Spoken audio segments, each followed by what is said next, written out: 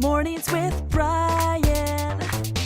Moody Radio Cleveland. 103.3 at 6 to 9 a.m.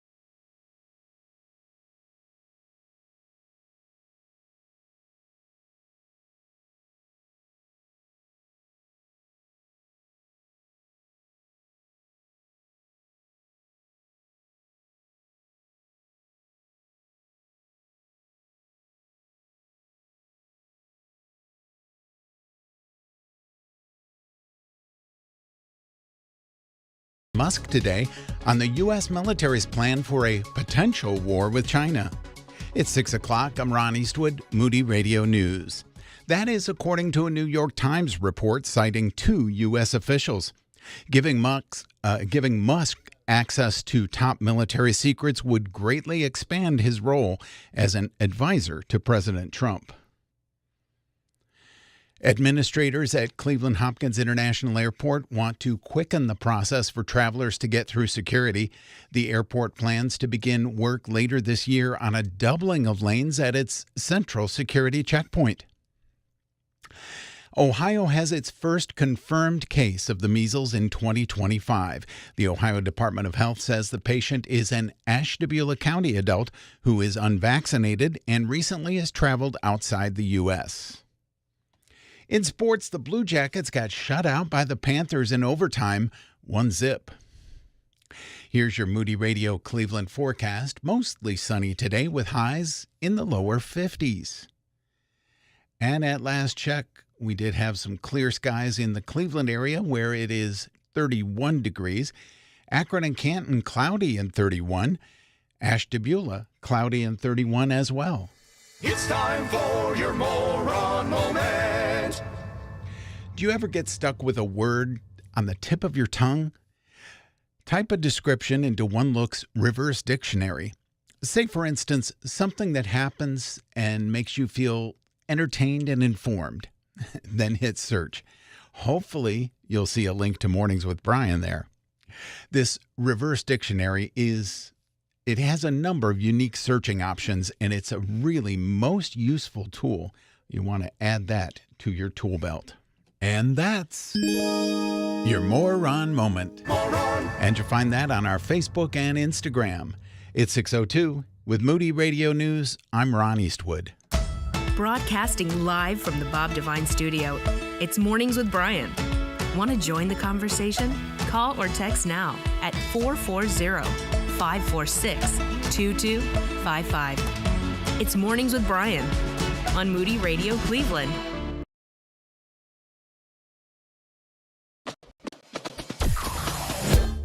Mornings with Brian. Moody Radio Cleveland. 103.3 at 6 to 9 a.m.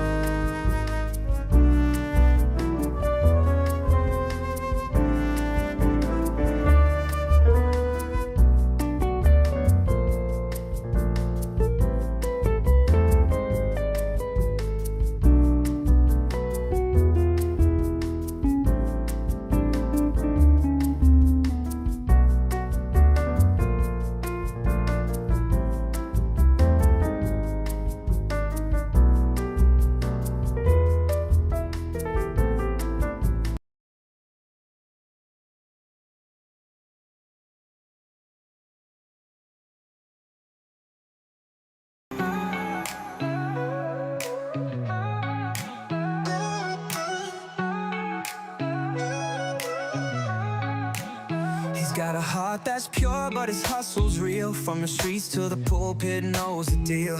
A man of wisdom, but he's down to earth. He keeps it real, showing love, showing worth. He's got his Bible, but his walk's got sway. Shares the word of God, but he don't play.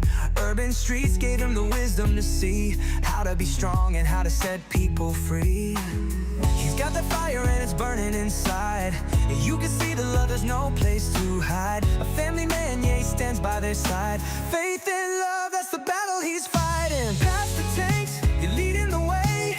In Reach City, you light up the day. From the block to the pulpit, you stand so tall. Urban streets smart, but with Jesus you call.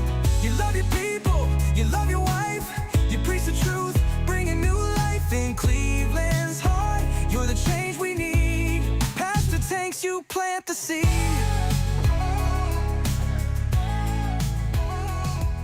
You know who's here then? Cheer.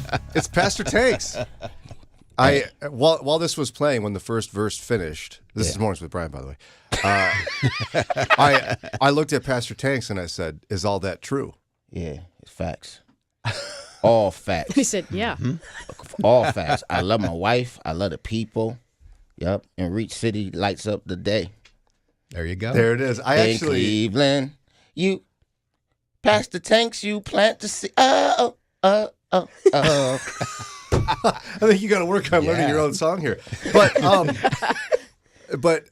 I kind of enjoyed that there's a little bit of a like 90s boy band feel to it. Yeah, it had a little NSYNC-ish, a little Backstreet. What was they? Backstreet Boys. Backstreet You almost said Blackstreet Boys, but because it was a Blackstreet. Yeah, there was. yeah. I was like, no, that wasn't them though. That didn't sound like them. Were you into like Boys to Men and all that back in the day? Of course. Who So wasn't? this is a perfect fit for you. What do you mean? The song, it's just got a little bit of that feel. Yeah, definitely. It had a Very little. nice. It had a little bit of pop. It had a little bit of 90s boy band. But just to be clear though, like Boys to Men wasn't really like a 90s boy band. How would you like to define this? Man, soul. Yeah. My favorite part was the bass singer. Like every one of their big power ballads had a breakdown. He was like, "Girl, you know you don't want to leave me, girl." Yeah, That was the best part. Yeah. If y'all don't know what we talking about, it's because you guys are young. People are already sending fire, whale, and snowboard emojis. Oh, I'm sorry.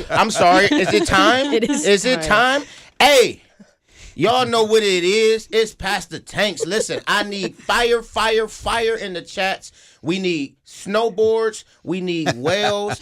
I'm on 3 hours of sleep, so you get no more energy after this if I don't see fires in the chat, whales in the chats, snowboards in the chat. And just because we got an added emoji every time I come in light of the music, I need to see some music symbols in the chat too. Give me some music symbols in the chat. If you're new, Okay, good. I was going to ask you. Go if ahead. you're new, there is someone on our YouTube stream. We are on YouTube and Facebook, by the way. Text live to 440-546-2255. Pastor Tanks has an impersonator on YouTube. Yes. We don't know who this is. They like to leave really bizarre comments, and they have sent in snowboard and whale emojis. And Pastor Tanks just likes fire, so there's that. Like fire in the chat. And this week the person said, This is the real Pastor Tanks. and then you replied. I did not reply, but it was not the real Pastor What's Tanks. not me? I can promise you that. Pastor Tanks, can you drop a comment today? I want just come on, man. Just give me one today. I want to comment when I'm on, Pastor Tanks. Let's prove the theory. No, he can't because he's real Pastor Then Tanks. it'll be clear, like, you can't be the real Pastor Tanks because Yeah. I'm sitting here and I have no snowboards. I wonder what their goal is. Like usually somebody who does that has a goal, like they want to eventually scam And usually people. it's sinister, yeah. What if this is just someone at your church playing an elaborate prank? That's my theory. I just don't. I mean, Maybe it's Dee Dee, your your wife. wife. We say this every time, and I say every time my wife is asleep. So you think? So I think if you're listening, Hope Alliance Bible Church, I think it's someone from Hope Alliance Bible Church. How dare you? Church war. Look at you. Beef. I think it's somebody from my home church. Yep. That's who it He is. said, "Yep." That's who it is. It's That's Ron Morrison just being funny. It's Anita. Yeah, Pastor Ron, like, get these snowboards. Pastor Ron, I'm joking. I know it's not you. Somebody in your church, though. It'd be funny if it was, though. It'd All be right, hilarious. so it's Follow-Up Friday. We have Pastor Tanks with us from Reach City Church in Cleveland's Huff neighborhood. Glad to have you here, as always. Always good to be here. Sorry you didn't get sleep. Yeah, no, I slept zero. I mean, that's not true. I slept limited. Do you want to talk about it, or are you just going to push through? That's just my life. I always push through. Me too, bro. That's what they tell us to do. In this world for men, we just have to push through. That's right. High five, bro. I think he forgot he had to be here because he said he was golfing in his basement. Yeah, I did forget. And then I realized, like, I should probably go to sleep.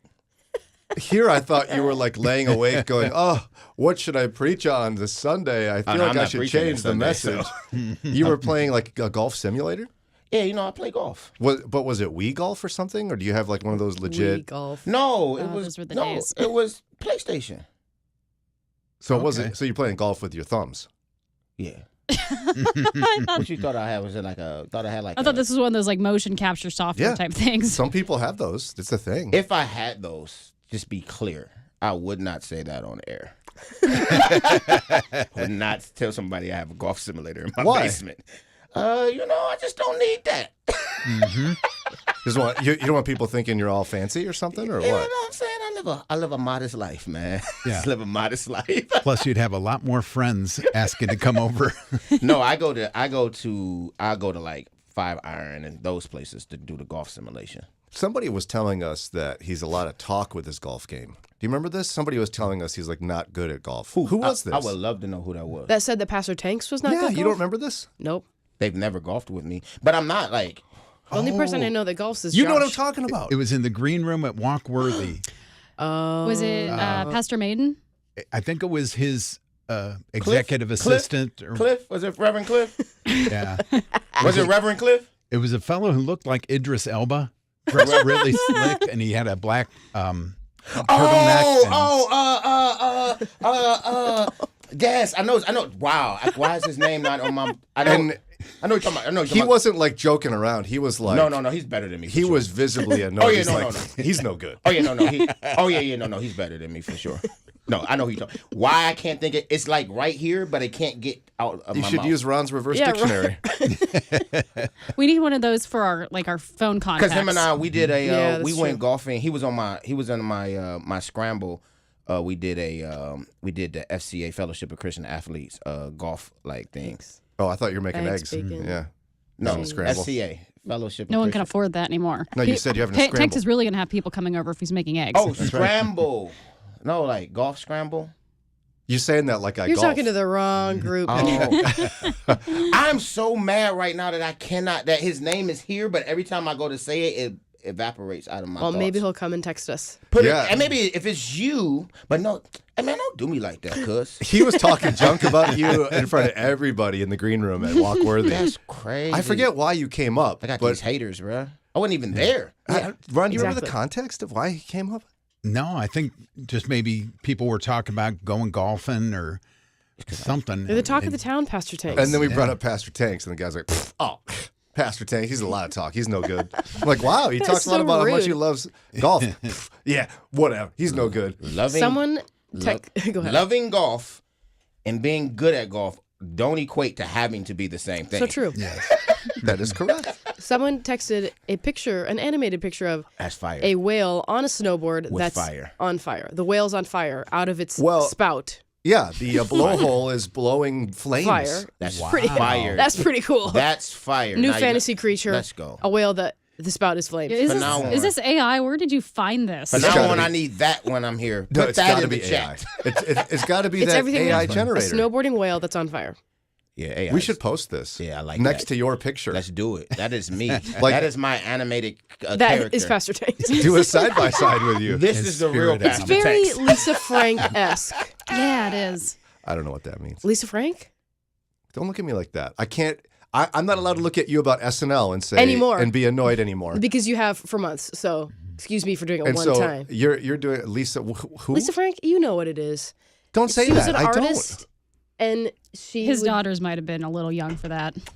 Brian, I'm still in my head. Very trying to remember this colorful. name. I'm sorry. see, Ron knows who it is, so you have no excuse. I don't know. All this Ron, stuff. Ron knows everything, and I You don't know know this stuff. anything about Lisa Frank. I've never seen any of those in my entire life. Who's Lisa Franks?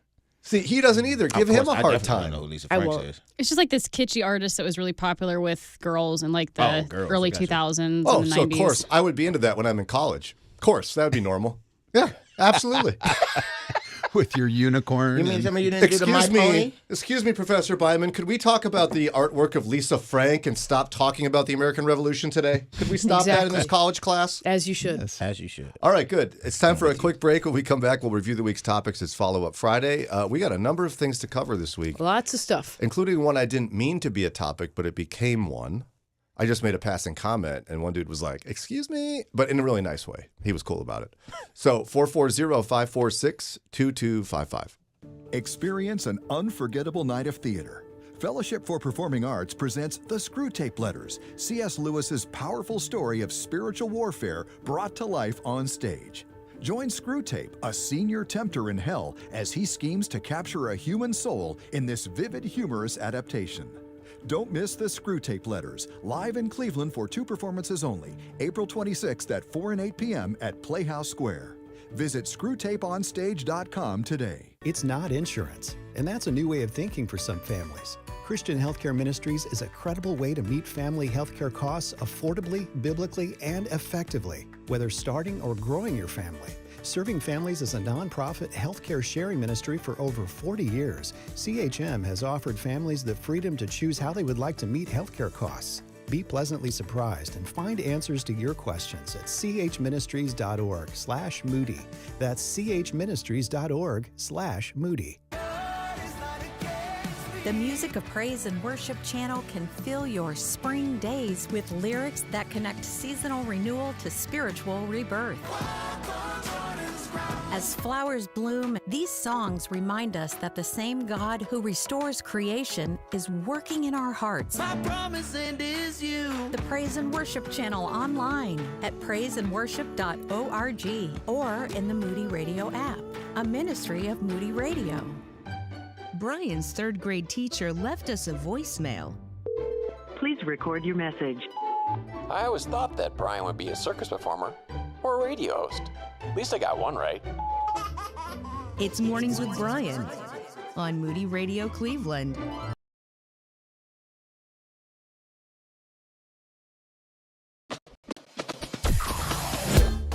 Mornings with Brian. Moody Radio Cleveland. 103.3 at 6 to 9 a.m.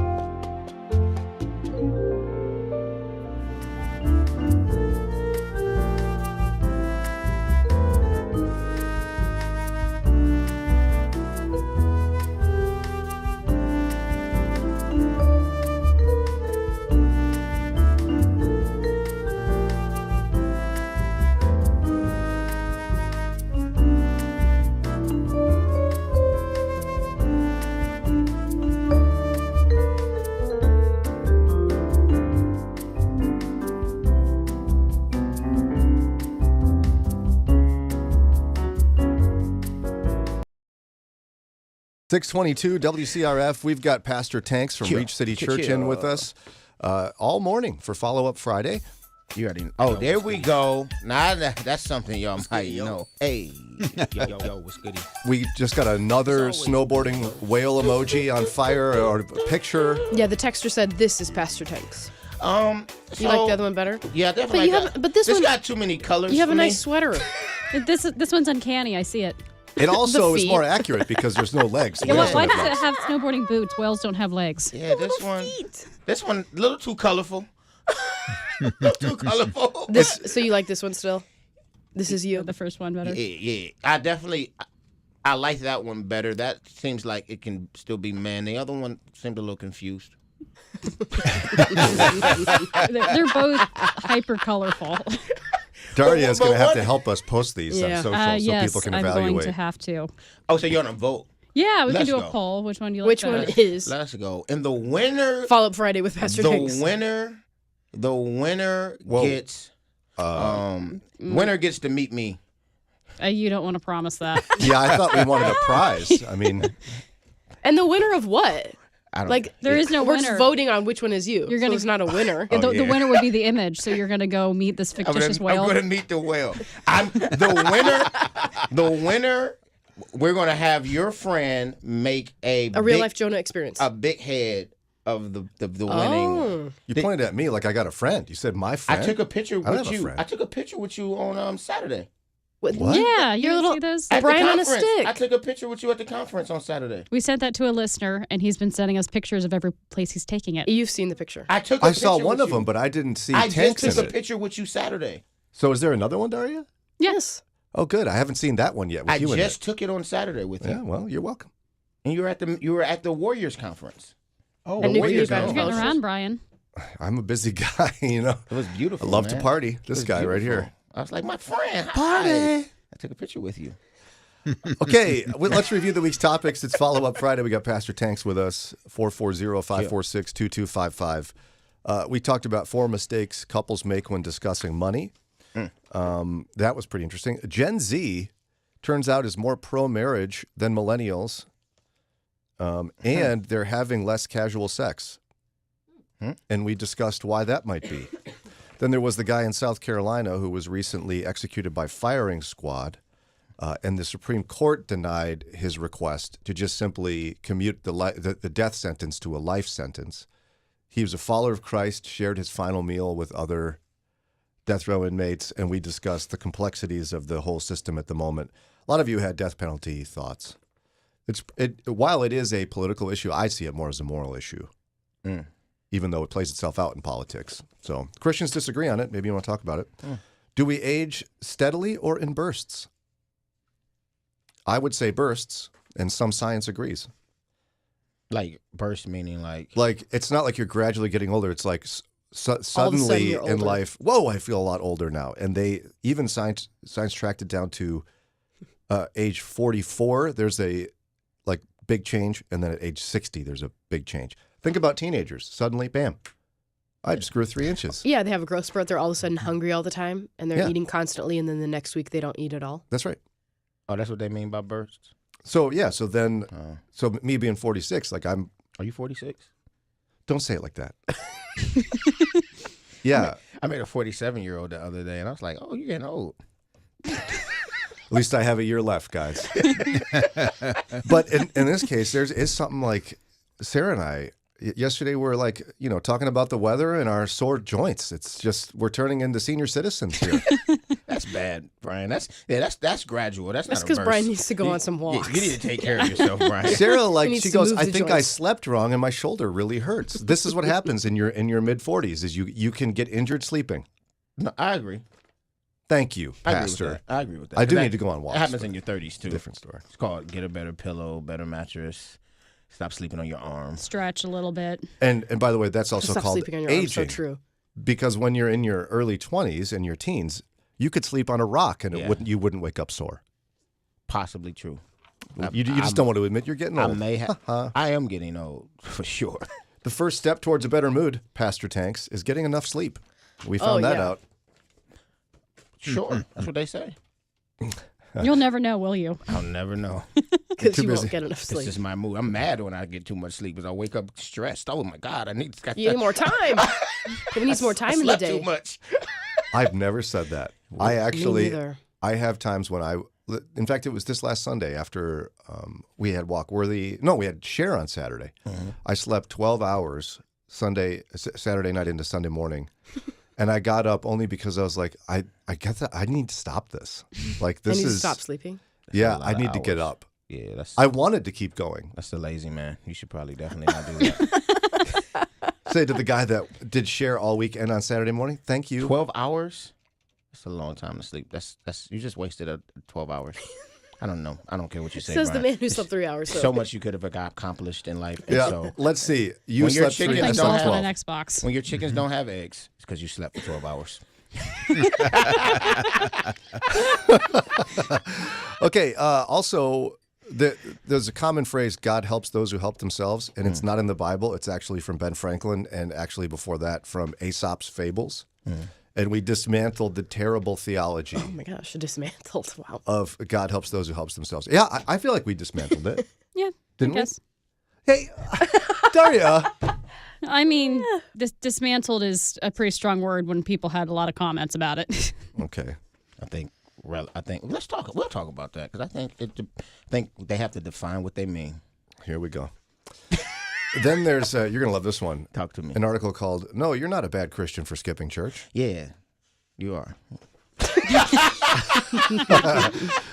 We'll have to talk about that one. Why young women are leaving the church more than ever. New statistics indicate that Gen Z women are less religious than men. It's the first time in recorded history that the gender gap in religious nature is flipped. Yeah, I was just saying that. I was like, I need to see there because that's just not the experience that I see in the urban church. Like, so I don't know. It's just not. So these numbers and statistics be interesting. Well, you know what though? I mean, a good study will differentiate the outcomes for different cultural groups, and this one did not do that. Yeah. Oh, okay. So okay. it is possible this could be a Caucasian problem. I mean, or any other. I just being immersed in the urban community. That's just not reality. I don't agree with it. Okay. Dear Abby, my husband threw me under the bus to save face with a friend. What do I do? This guy was a total jerk. Yeah, it was bad. That's wild. Like their daughter overheard him going, "Yeah, I don't know what my wife's deal is. She." Oh wow. Yeah, one of those. She's just overreacting. Yeah, guys, don't to something do that. he told her to do. Yeah. And then he threw her under the bus because it was a bad decision. Yeah. Yeah, marital counseling. Yeah, you do a lot of that. Every pastor does. Just 10:30 last night. Anyway, go ahead. You're not behind in life. Stop panicking. You're not behind in life, Lauren. Oh, Do you thank you. ever feel behind in life? No. Really? No. I feel like I'm in a constant state of not quite there. Well, there's multiple reasons for that. Yeah, it's mental. Hey. I suppose that's true. Parties are dead. Like people are worried that after the pandemic, like no one's partying anymore. Party City's closed, bro. Again, what culture? Because I can guarantee you they party every night where I live at. Somebody's Walmart evangelism wasn't working very well, so they questioned the idea. And the Walmart evangelism was essentially go with some friends to Walmart, find a stranger who's just innocently buying canned corn or something, and go, "Hi, my name's Brian. Can I pray for you?" We've done that at our church. And this person was questioning whether that is evangelism, number one, and number two, whether it's effective. Uh-oh, here we go. We overthink everything. You think we overthink everything? Yeah, for sure. Me too.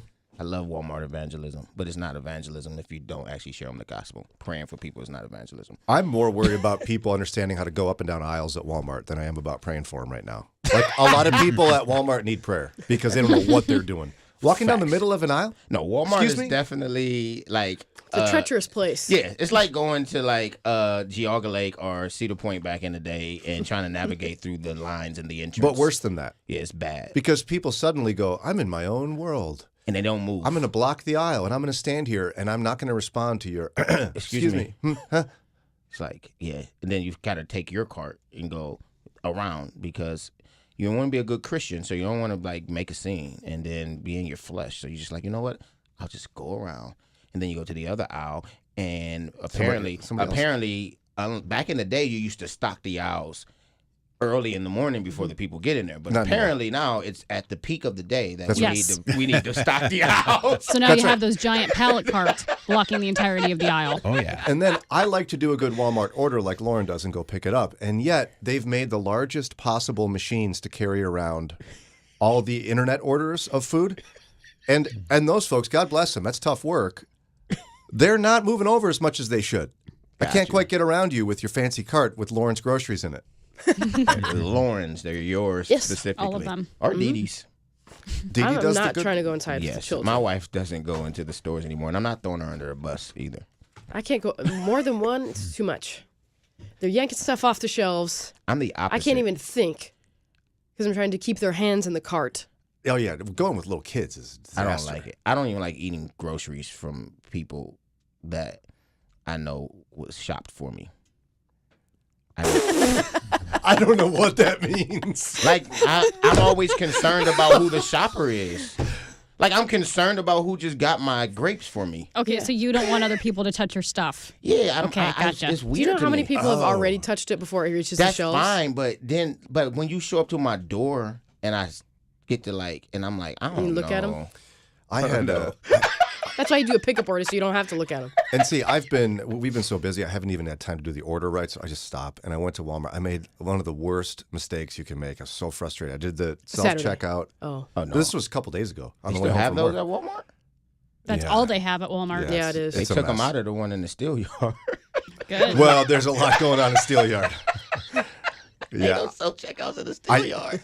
I think I saw a report once that I think that's the most theft of any Walmart in America. When they took the self-checkouts Is the Steel out. Yard thing. Yeah.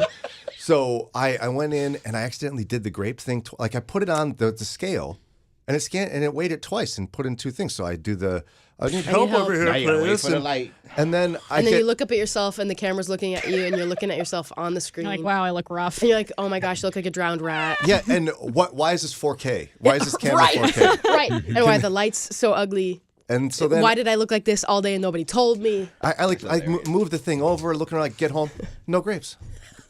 You forgot to put the grapes. So you paid for them twice and you didn't get any. I know I had one of the gosh, I hate transactions that. voided, but I don't know what happened. But I was so distracted by the thing, I put them in the wrong place. I didn't bring home the grapes. I paid like $5 for grapes that somebody else gets to eat. You should go back in Walmart and get It was not. It was in Streetsboro. It would take me 40 minutes or something. I'm not going. Yeah, just start growing your own grapes, Brian. I do. Yeah, he does. Oh, you do? Yeah, we have grapevines. That's what's up. See? You know what else is up? Pause for prayer. We'll be back with Follow-Up Friday here in just a minute. I'm Nate Hunter, and this is Pause for Prayer. Does addiction have you trapped? Drugs can grip you physiologically. Gambling could control you psychologically.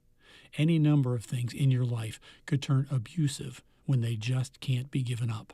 Romans 5 verses 3 through 5 takes us from suffering through perseverance and gives us hope while avoiding shame. This is all done through the love of God and the power of the Holy Spirit. Let's pause for prayer. Dear Heavenly Father, there's so much we can't control in life. We're so thankful you are in control of all things. Today we want to pray for freedom. There are issues I have wrestled with in the past, which you have helped me work through and escape. Thank you. There is still that one thing that continues to follow me and haunt me. I need your help, Lord, to be victorious. For some I know it is overeating. Others can't stay away from visual stimulations. Some I know have a hard time with profanity, gossip, and spreading rumors. Illicit drugs or alcohol are the bane of too many in our society. Right now, Lord, I ask for your protection to shield me from my weaknesses. Please bring someone into my life to stand beside me and take my hand when I need it. Help me to be honest with myself and bring my issues to you more and more in prayer. My spirit is willing, but my flesh is weak. Father, I need to personally claim 1 Corinthians 10:13 on a regular basis. No temptation has overtaken me that others haven't gone through. You're faithful and won't let me be tempted beyond my ability, but with that temptation you will give me a way out. I claim that promise in this prayer today, and I ask you to remind me of it again when my old sin nature is challenging me. I want the righteousness you have clothed me with to be my protection. Thank you for your Holy Spirit who will guide my thoughts and actions. In Jesus' name we pray. Amen. Exciting news if God is leading you to look for a trusted name in seminary education. Earn your Master of Divinity from Moody Theological Seminary in our streamlined MDiv program, now just 72 credit hours. With flexible learning options, on campus, online, or both, tailor your journey to fit your life. Prepare for transformative Christian ministry faster than ever. Start your path to purpose today at moody.edu/MDiv. Moody Theological Seminary, where faith meets your future. Helping you take the next step in your walk with Jesus. It's Mornings with Brian on Moody Radio, Cleveland. 6:38. It's Mornings with Brian, live from the North Coast Family Foundation sponsored studio. Whether it's your faith or your health, you don't have to journey alone. We've got Pastor Leonard Tanks Jr. in with us from Reach City Church. Yo, what's goody, yo? I need fires in the chat just because I seem like y'all got amnesia and forgot that I'm here. He said, I don't think that they forgot you were here. But he did say he's not going to talk anymore until he gets fire emojis in the chat, which means text us fire emojis. Your silence didn't last long. You were like one of the first ones to talk. Oh, I had to say goody, yo. Now I'm done. I'm done now. Okay, so one of my the topics I was most looking forward to covering is one that I didn't even mean to become a topic. So I offhand was talking about the fact that I'm digging a hole in part of my yard. We're on 5.5 acres, way down in the corner. There was a pipe that discharges something. I don't know what. I mean, it's a long story. And it was a broken pipe that I was told by a plumber has to be replaced for the system to work properly. And so this happens to be a part where there's lots of trees. Every scoop of dirt requires a spud bar to break roots. Okay. This is not fun. No. And I found a way to use my front loader to do a lot of the work for me because I'm just tired of it. I just can't. Oh. But I brought up that I went into my teenagers. I was whining about teenagers again because I have so many of them. And yeah, they're all teenagers except one now. Wow. Thanks a lot for that. It's true.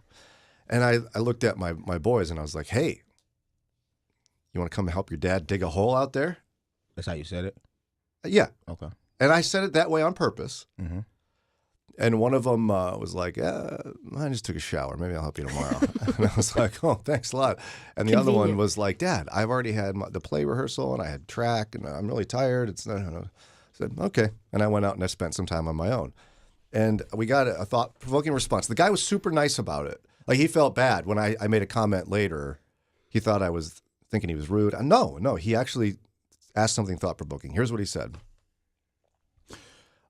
No disrespect, and nor am I questioning Brian's parenting skills.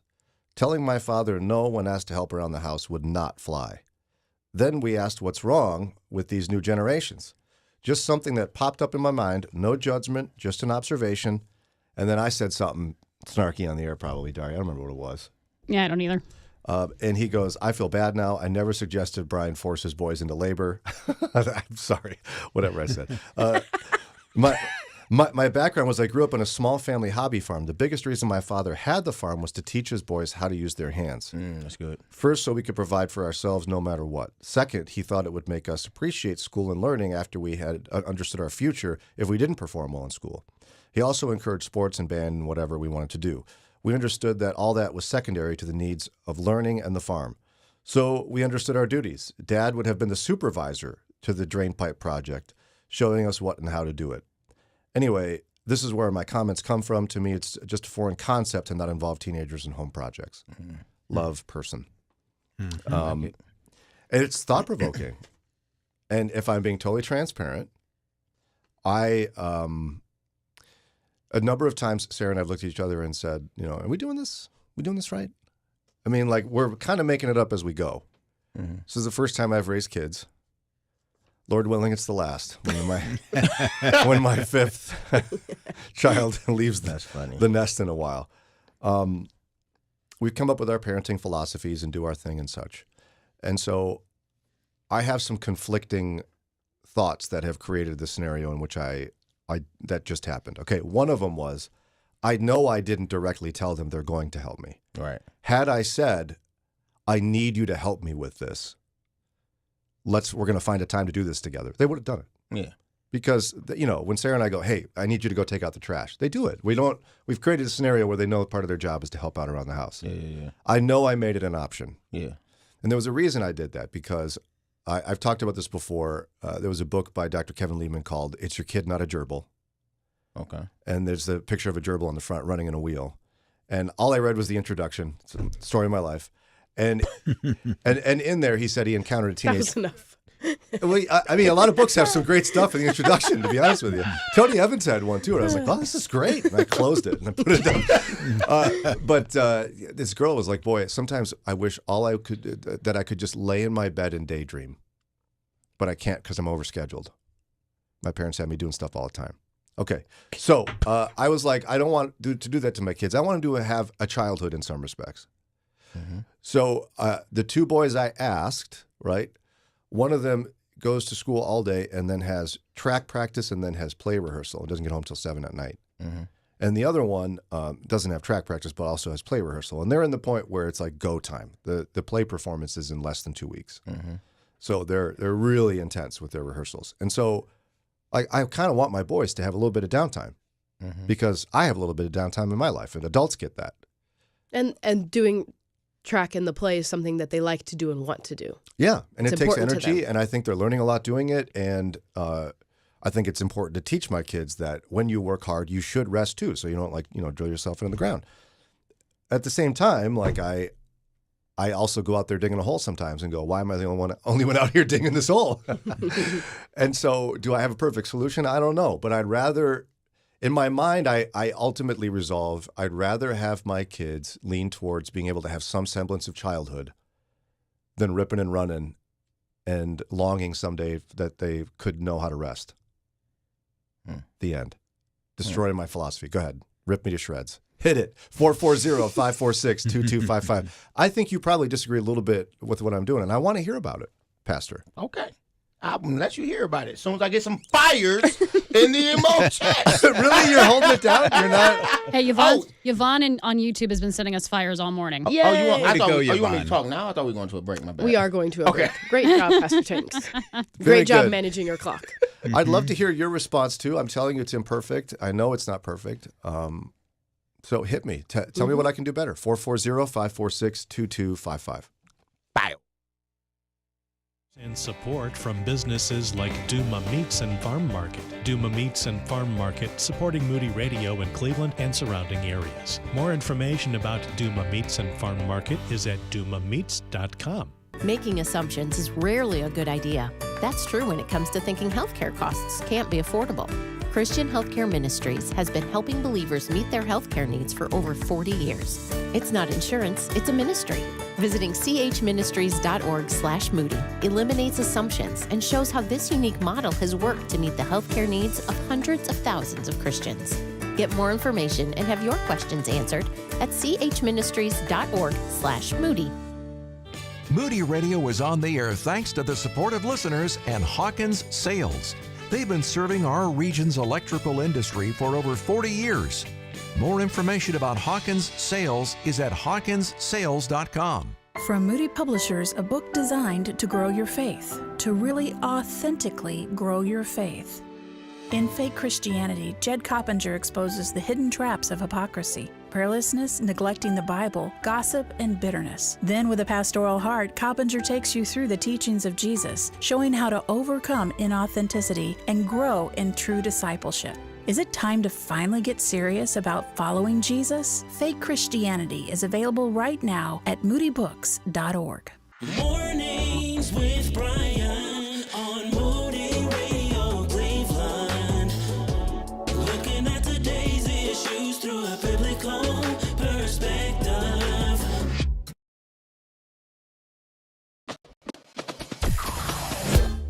Mornings with Brian. Moody Radio Cleveland. 103.3 at 6 to 9 a.m.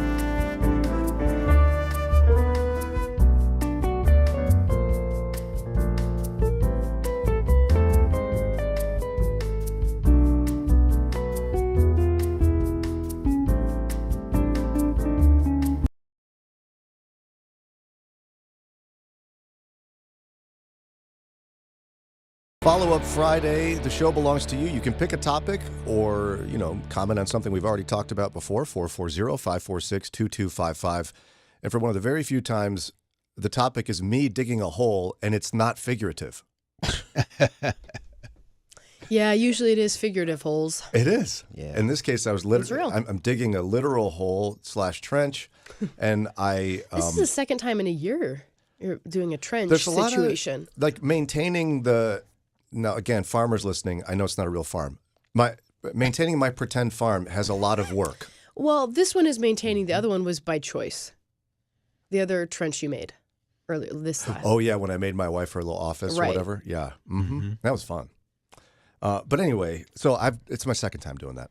I kind of asked my boys for help. I knew I was doing it in a soft manner, and they didn't. They chose to not help dig a hole, which, when you're given a choice, who wants to dig one?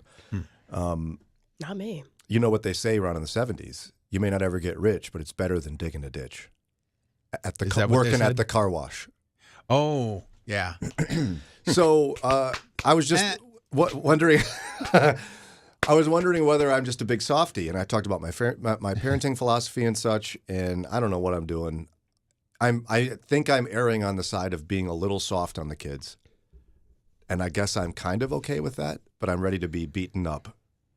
Oh, yeah, man. I don't. I'm in the business of building up, not beating up, man. So I'm not here to beat you up, Brian. But no, I think.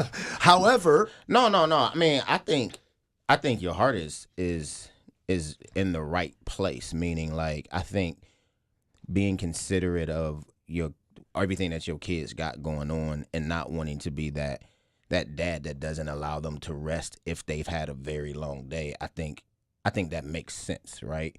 So I don't think your thought process around that is horrible at all. And I think that for me, I'm probably on the guy Ken. I think kind of like him, but I was raised that way. Meaning, like, if my dad was working in the yard, I was working in the yard with him. Now at the same time, I can't remember a time like coming home from 2-a-days and being like, well, I gotta go build a deck with my dad. You know what I'm saying? But I do think that, I don't know. I think, so I don't think it's horrible. I think at the same time, you didn't offer, I think I would be like, Brian, you're being soft if you was like, I told my kids, come out here and dig this ditch with me. And they told me, Dad, I don't want to. And then you was like, okay, that's cool. Because it'd be like, wait a minute, you gave a directive and they said no, and you just was like, all right. But I think now to what Ken was saying, I do agree with. I think there is, though, a fundamental problem with our boys that we do have to try to be cautious of making sure that we don't create a culture of people that currently exists where it's like, I do the things I like to do, and if there's anything that I have to do that's outside of the things that I like to do, I'm going to choose not to want to do it and make that sacrifice. And so I do wonder. It's a fine line, though, isn't it? I wonder if it's a thing, like, I mean, kids change. When, like, I don't have teenage boys. Obviously, I raised 2 teenage daughters, but my boys are not teenagers. But, my kids are at the age now where they enjoy doing those things. So when I'm building a deck, they're like, Daddy, I want to come learn how to put screws in the deck boards, and I want to dig a hole with you. Now, when they come teenagers, are they going to want to do that? Probably not. No. But yeah, so I do wonder about those things, and I do think, like, because I mean, at the old age of 46, man, I would have loved to appreciate your children being like, Dad, I'm not gonna have you out there digging a hole by yourself. So we'll come help you out. But I don't think like that. I agree with what Ken said from a big picture conversation. But I don't think that your thought process around it is something that somebody's like, Brian, you're being a bad dad. I think it's the right thought process. Okay. Lauren Cuevas, I was telling you during the break that when Sarah and I were first raising our kids, like, there was no social media and all that, or not much of it. And there certainly wasn't all these competing theories on how to raise a kid. Mm-hmm. And there's so much pressure on millennials. I wonder how you do it. Like, all these different things. You have to do this. You have to be outside for 1,000 hours a day or whatever. And what's your take on this dilemma I'm in from your mom of young boys perspective? I mean, it is different because I don't have teenagers, so I'm not quite in that mindset yet. But you're going to have teenage boys. Yeah, I know, but I don't right now. Yeah. And so I'm in a different kind of mindset right now. I'm not very futuristic thinking. You really always want me to be, and I don't think that way. I'm kind of like, what's happening right now and what am I going to do right now? And I'm a dreamer. Yes. And even for my 4-year-old, we say to him, yeah, there's just sometimes we have to do stuff we don't like. Yeah. Just because this is a part of taking care of the house, or this is a part of being a part of a family. We all have to do things we don't like. Or, at his age, if you make a mess, you got to help clean it up. I'll help you. We'll work on it together. If it's too big for you to do by yourself, I'm not going to force you to clean all this up to get alone, but you have to take part in this too. And so I think there is part of what the person who texted in was saying is, yeah, there's just some part you have to, this is a part of being a part of a family. There are chores, there are things you have to do, but you do make your kids do chores and you do have your kids help around the house. It's not that they're not doing it at all. It was just this one instance. And I think I also appreciate that you were aware, because I have to do this too, that you didn't make it a directive, you made it a question. That's right. I always have to correct myself. I'll say it, even my 4-year-old. Hey, do you want to go do this? No. Switch it, Lauren. You need to go do this. Yeah, it matters. Yeah, it does matter. Because then that's on me that I didn't make it a directive, I made it a question. Yeah. And so you always have to think about the language that you're using as well. And then you can't be mad if they say no when you made it a question. Right. Because that's not fair to them, because you posted as options for them. Well, and Sarah and I made a choice a long time ago that we don't want our family to be consumed by the chore. I don't want to be the chore police. Yeah. There's some families who spend all of their energy when they're together on chores. Did you do your chores? You didn't do your chores. You didn't do it right. You forgot. Let's negotiate now. And we just didn't want to do that. So it was my wife's idea ultimately, and I love the way we've done it. It's not perfect, but it's essentially listen, you're part of a family, and so we're not going to assign you a chore, but when something needs to get done and we ask you to do it, you need to do it. And so it happens most frequently just because of the way life works. If we're going to have friends over, or one of the kids can have a friend over, we'll say, hey, on Saturday, we're going to do some cleaning because we got somebody coming over. You're all going to be part of it. They go, okay. And then here's all the stuff that has to get done. Pick one. Okay. But we've had more success with the kids getting involved in helping out around the house if we're not playing chore police every day. That sometimes means that I'm doing a little bit more. Yeah, no, my kids have chores, every single one of them. I don't care about nothing going on in their life. My daughter, clean that kitchen before you go to bed at night, period. I don't care how tired you is. I don't care if you came from volleyball. I'm tired too. Go clean that kitchen. And see, I don't think that's right or wrong. You know what I mean? You have to kind of pick something and go with it. Is that working for you? Yeah, I mean, because that's her only chore. It ain't it's your chore is you clean the kitchen at night before you go to bed, and you put the dishes in the dishwasher. You don't even gotta take them out. Put them in there and start it. And then clean your bathroom. Yeah, we're relying on you that the kitchen is clean. Yeah, and clean your bathroom. Yeah. That's the other, I'm not cleaning your bathroom because I don't use it. It's not my bathroom. And see, that's a chore for girls. Man, it is, my God. It's clean your bathroom. Hairspray on the counter. It's all sticky and... Right, it is the worst ever.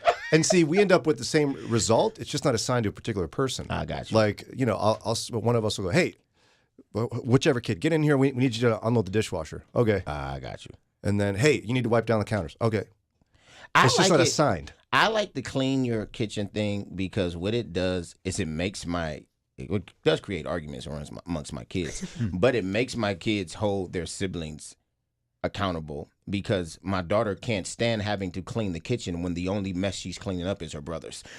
So her brothers will clean up after themselves. So now she's like, hey, y'all come down here and clean up, put your plates in the sink or something. So it's because she's like, I got it. And then I like it because I'm like, that's a good point. You understand? Yeah. Cleaning up after other people sucks, right? Amen. Now. That's a good point, Pastor. Seriously, though. Because it becomes an issue where everyone's like, oh, that's not my job. I'm not picking that up, or I'm just going to leave this where I left it, just right here. Yeah, that's a good point. So, but I mean, listen, like you said earlier, we all are just, we're figuring it out, and some stuff you learn, you do, and then you reassess, and you're like, I think I created a problem. Probably need to fix this problem. And then you try to fix it. And then sometimes you like, I think I created a other problem, and I probably need to walk that back and be a little bit more sympathetic and things like that. But I first off, to anybody that's listening, Brian, there was a season of your life, and you might still be in it now, where you spent your whole day dropping off and picking up kids all day long. Right. Preach. So in one sense, part of the adulting of us is like, so the least you can do is come help me dig this hole. Because 6 hours of my day was consumed by you, which is something I don't want to do. Yeah. So you're a good dad, man. Well, I appreciate you saying that. Yeah, and I've encountered guys who their relationship with their dad was essentially, their dad was like, hey, life's hard, get to work. Like, one guy I talked to is an old neighbor of mine. He's like, yeah, I went up to my dad. I said, Dad, I think I really want to play football. He goes, you want to play football? We don't have time for that around here. Oh, no. Why don't you go do your chores? Here's more chores. And he ended up like somehow convincing himself that was good for him. He's like, yeah, it taught me to work hard. I don't want my relationship with my kids to be surrounded by life's hard, get to work. Yeah, that's crazy. But there are men that do this to their sons and their daughters, to be honest with you. It's like, it's life's hard. I'm going to teach you that when you're a kid. Really? I want my kids to have to deal with that when they're an adult. Because it is hard. Life is hard, so you prepare them. You don't just be like, go get to work. It's like, that doesn't make it less hard, by the way. Childhood is like the shortest time of a lifespan. It's the shortest time of a lifespan. Let them have fun for 18 years, 17 years. Let them be a kid. When the majority of the rest of their life, you're doing stuff. You're working. Yeah, well, and then I would also, one of the examples our texter gave was that his dad would have been the supervisor while they did the work. I don't want my boys to resent me that I'm essentially their boss, not their dad. I'm going to grab a shovel and get in there with them as opposed to cross my arms and go, work harder, son. Yeah. I mean, it's just me. I want to have a different kind of relationship with my kids than some dads do. Now, if we got time, the one thing I will say, don't look at me. Lauren's the one in charge of that. Real quick. From a male standpoint, I do want to encourage, and this is not for you, but there is a thing, though, where, because I see it, man, with grown men who don't know basic things of what to do with their hands for, basic things. Because there is a time, though, where I ran track, I played football. I had enough time to sell drugs. I had a lot of time in my life. And I still had to do things, but I still, every day, had to go cut grass with my dad, learn how to snowplow, learn how to build stuff. And as a man today, all of those things that I learned is part of the reason why I'm able to do a bunch of stuff. And there's a large group of men who they never had to put a hammer in their hand. They never had to go, I remember being 9 helping my dad bleed brakes. You know what I'm saying? Wow. And so I know how to change brakes because I've always been around my dad watching him do these things and handing him wrenches and being like, give me the 3/4 wrench. What's that? That one, boy. Now he yelled at me when I brought the wrong one, but still I learned these things and they have benefited me in life. And so I do think at some point, no matter, especially with your boys, if they're playing all types of sports, I still think you also need to teach them and involve them in some type of hands-on thing that's really essentially something that's going to benefit them later in life. Preacher. It's time for Ron's News. It's Follow-Up Friday with Pastor Tanks today. More coming up. It's Mornings with Brian, live from the North Coast Family Foundation sponsored studio. Whether it's your faith or your health, you don't have to journey alone. WCRF, Cleveland. WVMS, Sandusky. WVML, Millersburg. WVMN, Newcastle. WVME, Meadville. WVMU, Ashtabula. And with the Moody Radio app or at moodyradio.org/Cleveland. Education Secretary Linda McMahon says everything will be done legally when it comes to dismantling the department she oversees. It's 7:05. I'm Ron Eastwood, Moody Radio News. Secretary McMahon spoke on Fox News yesterday, hours after President Trump signed an executive order aiming at gutting the DOE. McMahon said Trump wants to close the department as quickly as possible. However, White House officials have confirmed they will wait for congressional approval before the department is shut down completely. Governor Mike DeWine is supporting the president's executive order aimed at doing away with the Department of Education. In a statement from his office, DeWine said Ohio and other states will benefit from having more control over their own education efforts. And the National Transportation Safety Board is recommending evaluations for 4 Cleveland area bridges. The bridges being called out are the I-490 Bridge, the Main Avenue Bridge, the Carnegie Avenue Bridge in Cleveland, and the Detroit Avenue Bridge on the Lakewood-Rocky River border. The NTSB says these spans, all constructed before 1991, should be looked at to determine how they would hold up if hit by a large cargo ship, as happened in Baltimore last year. In sports, the Blue Jackets got shut out by the Panthers, 1-0. But at least they made it to overtime. Here's your Moody Radio Cleveland forecast. Mostly sunny skies with highs today in the lower 50s. And at last check, we did have clear skies and 30 degrees in Cleveland. Mostly cloudy and 30 in Akron and Canton. Youngstown, clear and 28. It's time for your moron moment. Do you ever get stuck with a word on the tip of your tongue? Type a description into One Look's reverse dictionary online. Say, for instance, something that makes you feel entertained and informed. Then hit search. Hopefully you'll see a link to Mornings with Brian. The reverse dictionary also has several unique searching options. Check out this most useful tool.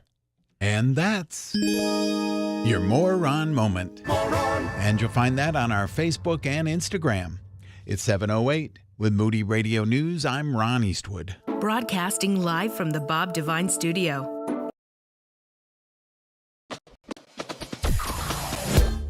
Mornings with Brian. Moody Radio Cleveland. 103.3 at 6 to 9 a.m.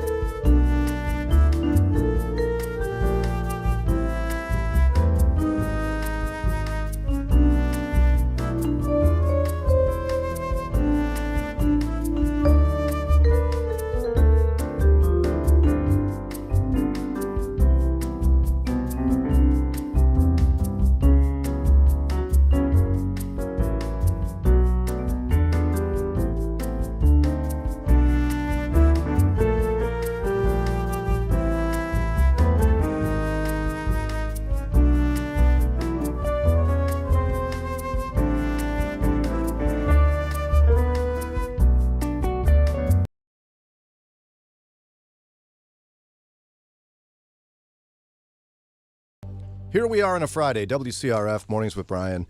We're live streaming, and we'd love to have you check it out because you could see us and Pastor Tanks from Reach City Church. Yo, what's goody, yo?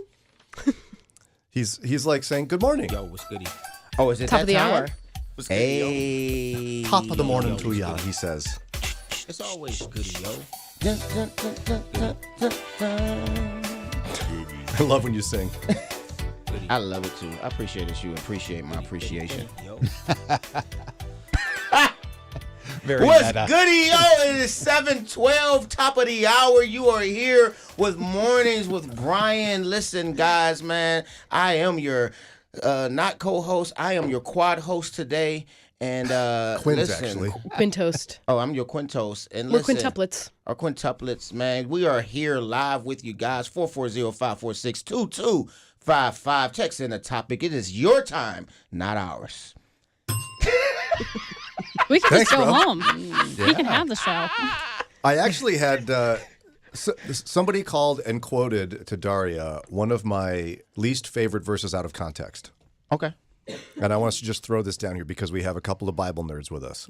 We got Lauren Cuevas, we got Pastor Tanks. Most people misquote the Bible when they use it. Yeah. But I don't know how many times I've heard this same thing where when you're talking about poverty, somebody brings up 2 Thessalonians 3:10. Okay. 2 Thessalonians 3:10. If a man doesn't work, he doesn't eat. Oh, okay. And I've had people essentially go, see, those poor people are lazy. We shouldn't be giving them money as a society, all this tax money, those lazy jerks. Yeah. And that is tied to a topic we had earlier this week. God helps those who helps themselves. It's that American ideology, so to speak. But I'd love to hear both of your thoughts, and Ron and Dar, if you have it as well. This is one of the more this verse in American society is used to make a wicked caricature of the poor in my mind on a regular basis. I'm just so sick of it. People thinking that if a man doesn't work, he doesn't eat is some sort of commentary on the welfare system. Yeah. Or on the nature of poverty. It's not even what that passage is talking about, right? Yeah. No, I agree. Yeah, man. I think we had a problem in American Christianity, period, where we just have a problem with what the Bible actually says about how we should treat people that are in poverty. I think most people just have a problem with that because they really have bought into some type of system that isn't biblical at all. But yeah, I think when you think about 2 Thessalonians 3, I mean, Paul is getting, he even starts the conversation in 1 Thessalonians talking about the person who is idle, right? That they're busybodies and they're idle. I mean, they got nothing to do, but they're just running around starting drama and mess all the time, right? We've all met that person. Yeah. Right. It's like, go work, go do something with your life and stop starting mess. But yeah, I think the biggest point that Paul is making is not against the poor, but he's against the individual that does not want to work, meaning not they're disabled, not that they have some type of something that's causing them not to be able to work. But he's talking about an individual who literally will not work, does not desire to work, but wants people to provide for them everything in life. And it's not children, by the way. And we have and we have people who've decided that, well, yeah, that's the poor today. Yeah, and they're just scamming the system, those poor. Yeah, and I think that's a horrible caricature. And that's someone who's never actually talked to anyone who's lived in poverty. Yeah, because you can have the working poor. You can't. Yeah. You can have people with multiple jobs that don't have enough to sustain their life. Somebody who's experienced a tragedy in their life.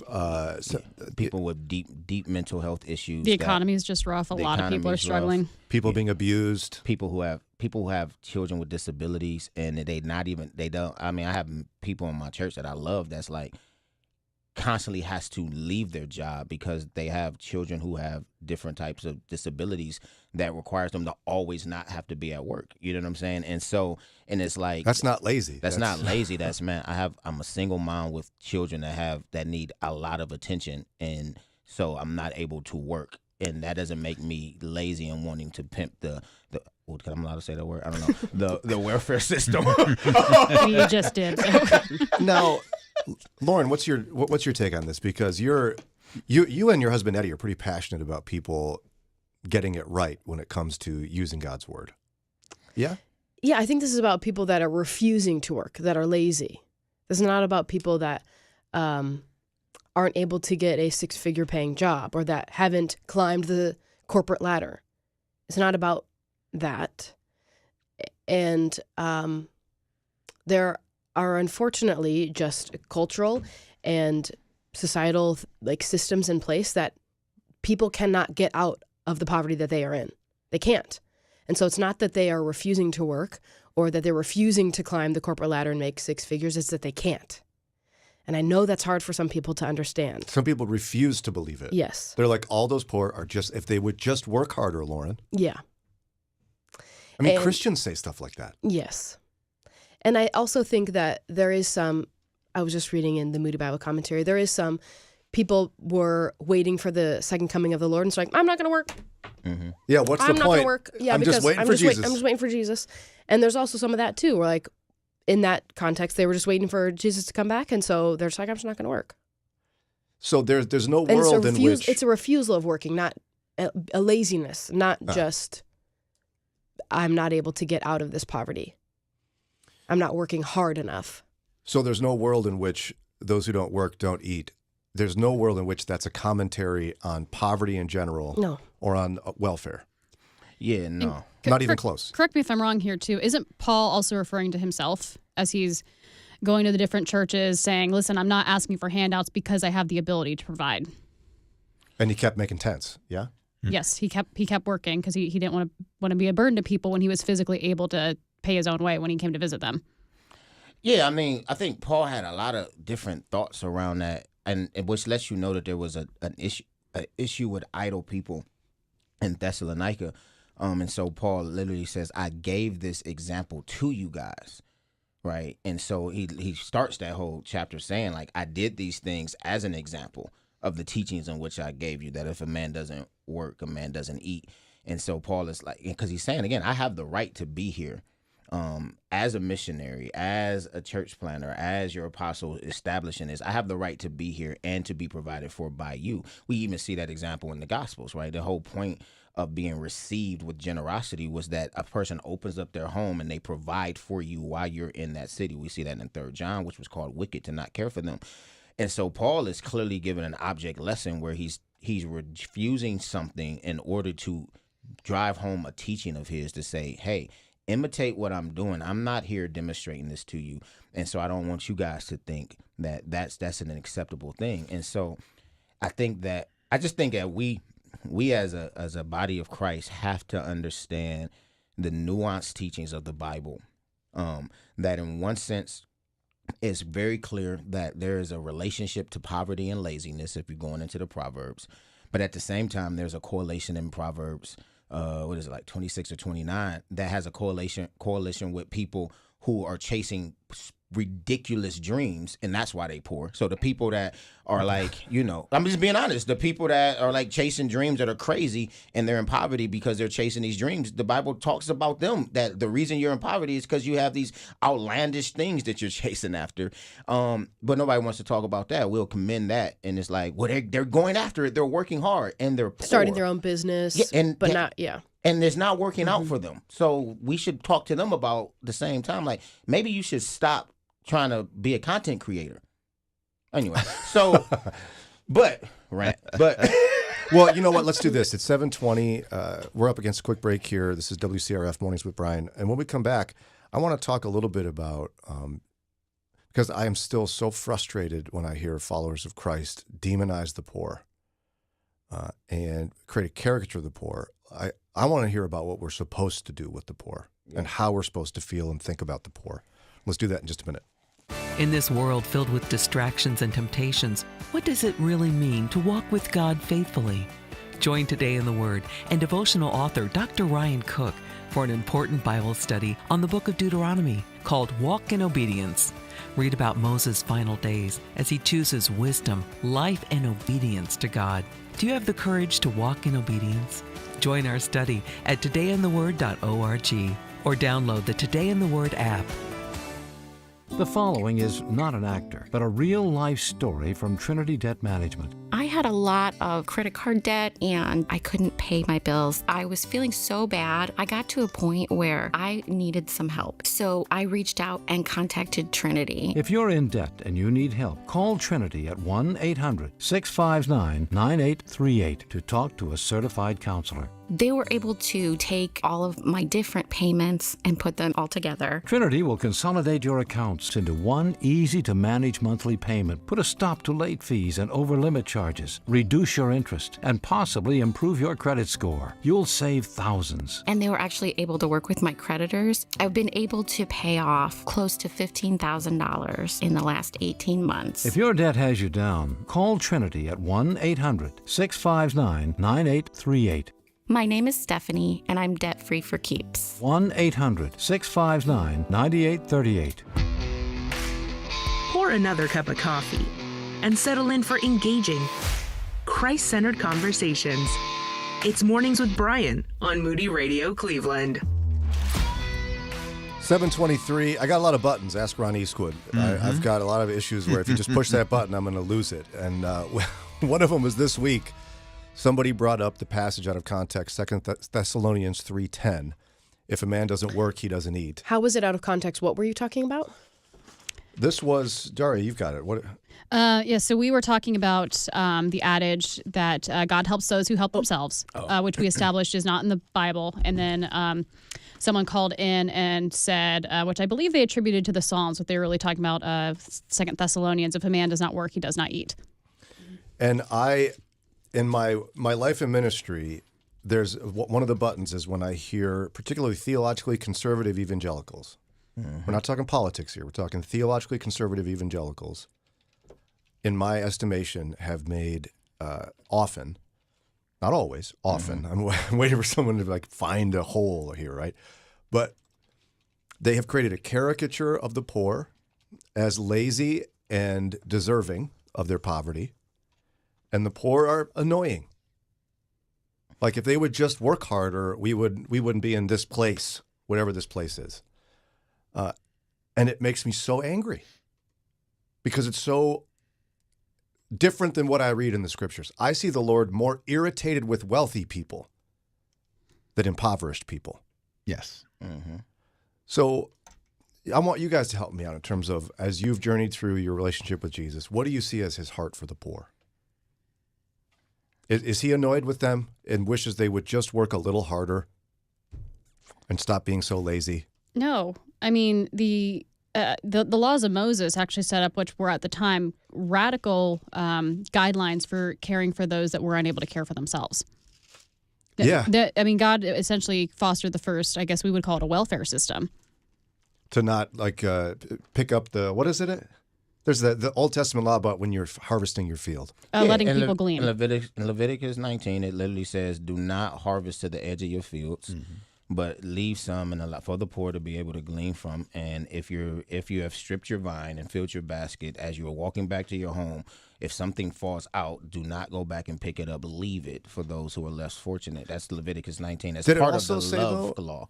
Did it say, make sure to set up guards to check and find out if any of those people that need that are lazy, actually. And then if they are lazy, well, don't let them pick up the stuff. It doesn't say that at all. Yeah, I mean, part of my my dissertation work that I'm writing is about I told you before, like the Old Testament command to do justice is the New Testament command to love your neighbor. So I'm really dismantling this whole, the church should not be engaged in issues of social justice, right? So now, obviously, we have to define the boundaries of justice being those things which flow from the law of God, for he is perfectly just. But in one of those, and part of that, when you look in the Old Testament scriptures around things that are called injustices that have utterly ticked God off, it's always connected in passages like Isaiah chapter 10, Amos chapter 5, Jeremiah 9, with the issue of being unjust to the poor, the orphans, and the widows. Everything. I mean, he can completely condemns his elect in Amos chapter 5 for not doing these things and withholding these things that he's called his people to care for from his people. He's literally said, leave your sacrifices. I don't even respect them, Because while you offer them to me, you don't care for the poor. While you offer them to me. And this is the same thing James picks up. And this is why we know this ain't just Old Testament. This is New Testament stuff. James throws it down. James picks this exact same principle up coming from the royal law of Leviticus 19, and he says the exact same thing. This is the religion that God accepts, right?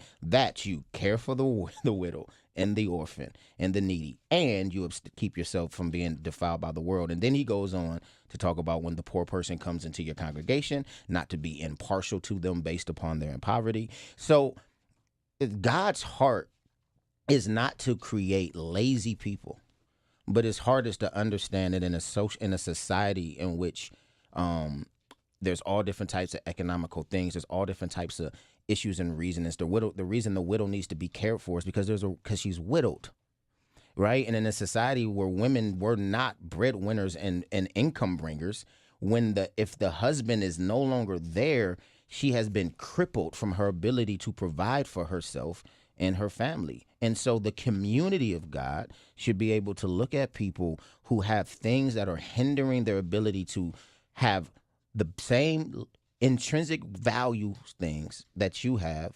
and care enough about that to give. The entire system of the church of caring for each other was rooted in the fact, people miss that in 2 Corinthians chapter 8.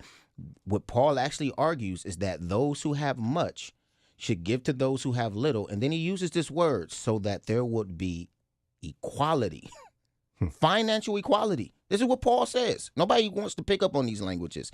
But he says, so that there would be equality. Oh, you mean I give from my abundance to those who have less so that we can have equal? Well, that's what Paul said. You're going to ruffle some feathers here. Well, that's the Bible. They're going to be, they're mad with God, not me. Yeah. Now, Lauren, I'm curious about what you learned about this as well. Like you're a pastor's kid. You loved Jesus for many years, following yourself, went to Moody. The poor thing. My button with people, conservative evangelicals, really being rude to and annoyed with the poor. Get over it, Brian? What do you slap me? No. I don't understand the being annoyed with or frustrated with or angry at for a lot of reasons. First and foremost, these are people that were created in the image of God. Yeah. Doesn't matter what their income level is or their struggle level or what they are or are not doing for themselves. It doesn't give you or me or anyone else any right to be unkind and unchristlike to them and to treat them in any certain way or to speak about them in any certain way because they're made in the image of God. So that's kind of like where it starts for me. They're a human being, and it doesn't matter what their state in our culture, society is. You are to treat them with the love of Christ.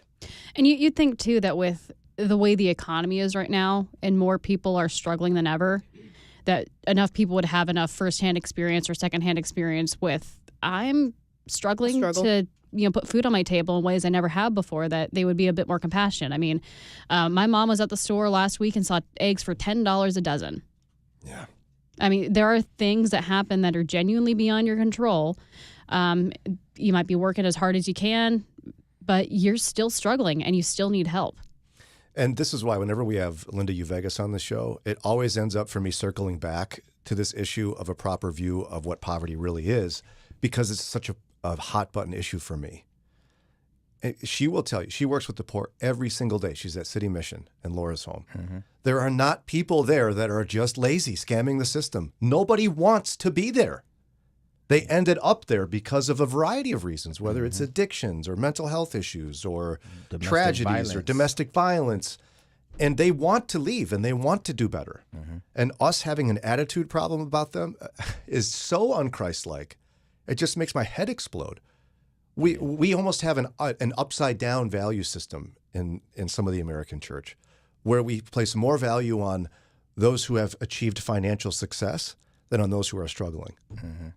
Yeah, and I think it's a spectrum, meaning like we can't lump, to your point earlier, everybody into the same category. Yes, I am very frustrated at the person that is lazy. Me too. Right? But sometimes the rich are lazier than the poor. True. there's a difference between, and I think God does have something to say about that. There's a difference between the lazy who have nothing and those who have circumstances and life things and economical challenges that have caused them to have to live or survive below the poverty line. That's right. Like let's just talk about reality for those who may be listening. Most of your pastors work really, really hard, and reality is they live below the poverty line. That's right. Like they don't talk about like, and half of y'all don't think y'all should even pay them, right? So that's true. They should be vocational. The little bit they do get, you think is too much, but they already below the poverty line. If you look at, you know, the whatever the little things they be doing is, right? So that's a career field. Yeah. That is not ever, unless, I mean, and I know there's people, but let's just talk about the average person. That's average pastor. That's a not career the celebrity field that pastor. does not allow for this explosion of economical wealth And by also- nature of the field, right? There's not like room for growth. There's nowhere to grow into in a pastoral way. You know, like not in most churches. for new promotions and stuff. And we need pastors. We can't just tell a whole group of generation of people, don't become pastors because it doesn't pay well. Well, then what are we going to do? And so that is a literal, you know what I'm saying? So, you know, I think about the fact that we only have a lot of the things that we have. Yes, because I have a 2-income household, but I have a wife that has a regular job that has the ability to get promotions and raises and things like that. You know what I'm saying? But if I don't have that, I'm a father raising children on a impoverished salary if we're going by what the metrics say. So we have to understand that there is a lot of nuance in relationship to your point of why people have less fortunate situations, and it's not because they're lazy. It's not because they don't know how to pull themselves up by the bootstraps. I tell people all the time, starting a business and investments is not for everybody. And just telling people you need to do, they get more broke because now they didn't put all their money into something they ain't know nothing about, and they lose it all. All right, we got to take a quick break, but we can come back with more. Maybe you have comments you want to share on poverty. Maybe you think we're all just crazy, or you love what we have to say and you have more to add. 440-546-2255. Take your ministry to the next level at Moody Theological Seminary. Our Doctor of Ministry program equips leaders like you to thrive in your calling. Choose from biblical preaching, executive leadership and ministerial management, Christian community, pastoral care and counseling, or interdisciplinary studies. Tailor your learning to your unique ministry needs. Options to study in Chicago, Michigan, or online. Visit moody.edu/dmin today to learn more. That's moody.edu/dmin. 4 out of 5 scuba diving pizza delivery men recommend listening to Mornings with Brian. The other one says Brian's humor is a little too cheesy for his taste. It's Mornings with Brian on Moody Radio Cleveland.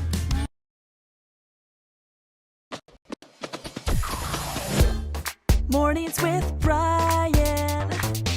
Moody Radio Cleveland. 103.3 at 6 to 9 a.m.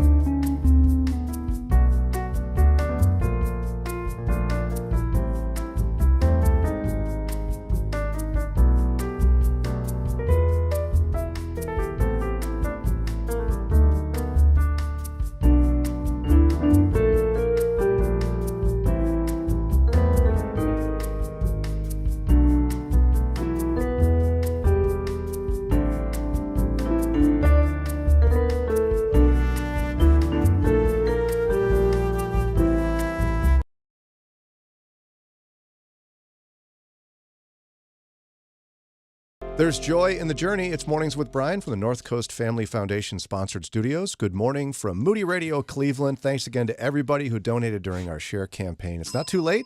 We have a little bit of room left to grow here in terms of reaching our goal. So 800-600-9624 or moodyradio.org.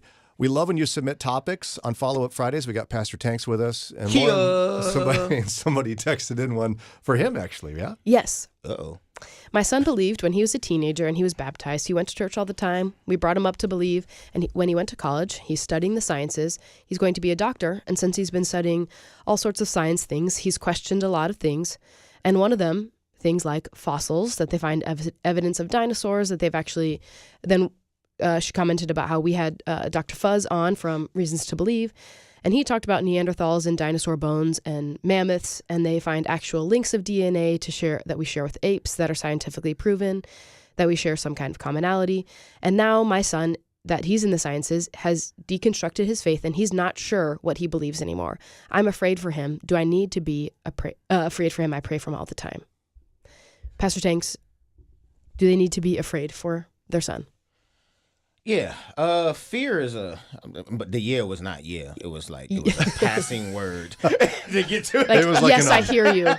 Yeah, so I think fear is a strong word. I think you can have legit concerns around as a parent, man, is my child going to abandon the faith, or is my child going to navigate through this and find his faith being more rooted and strong as they discover these things? And so I don't think you need to be afraid. I think that you should continue to be prayerful as you are.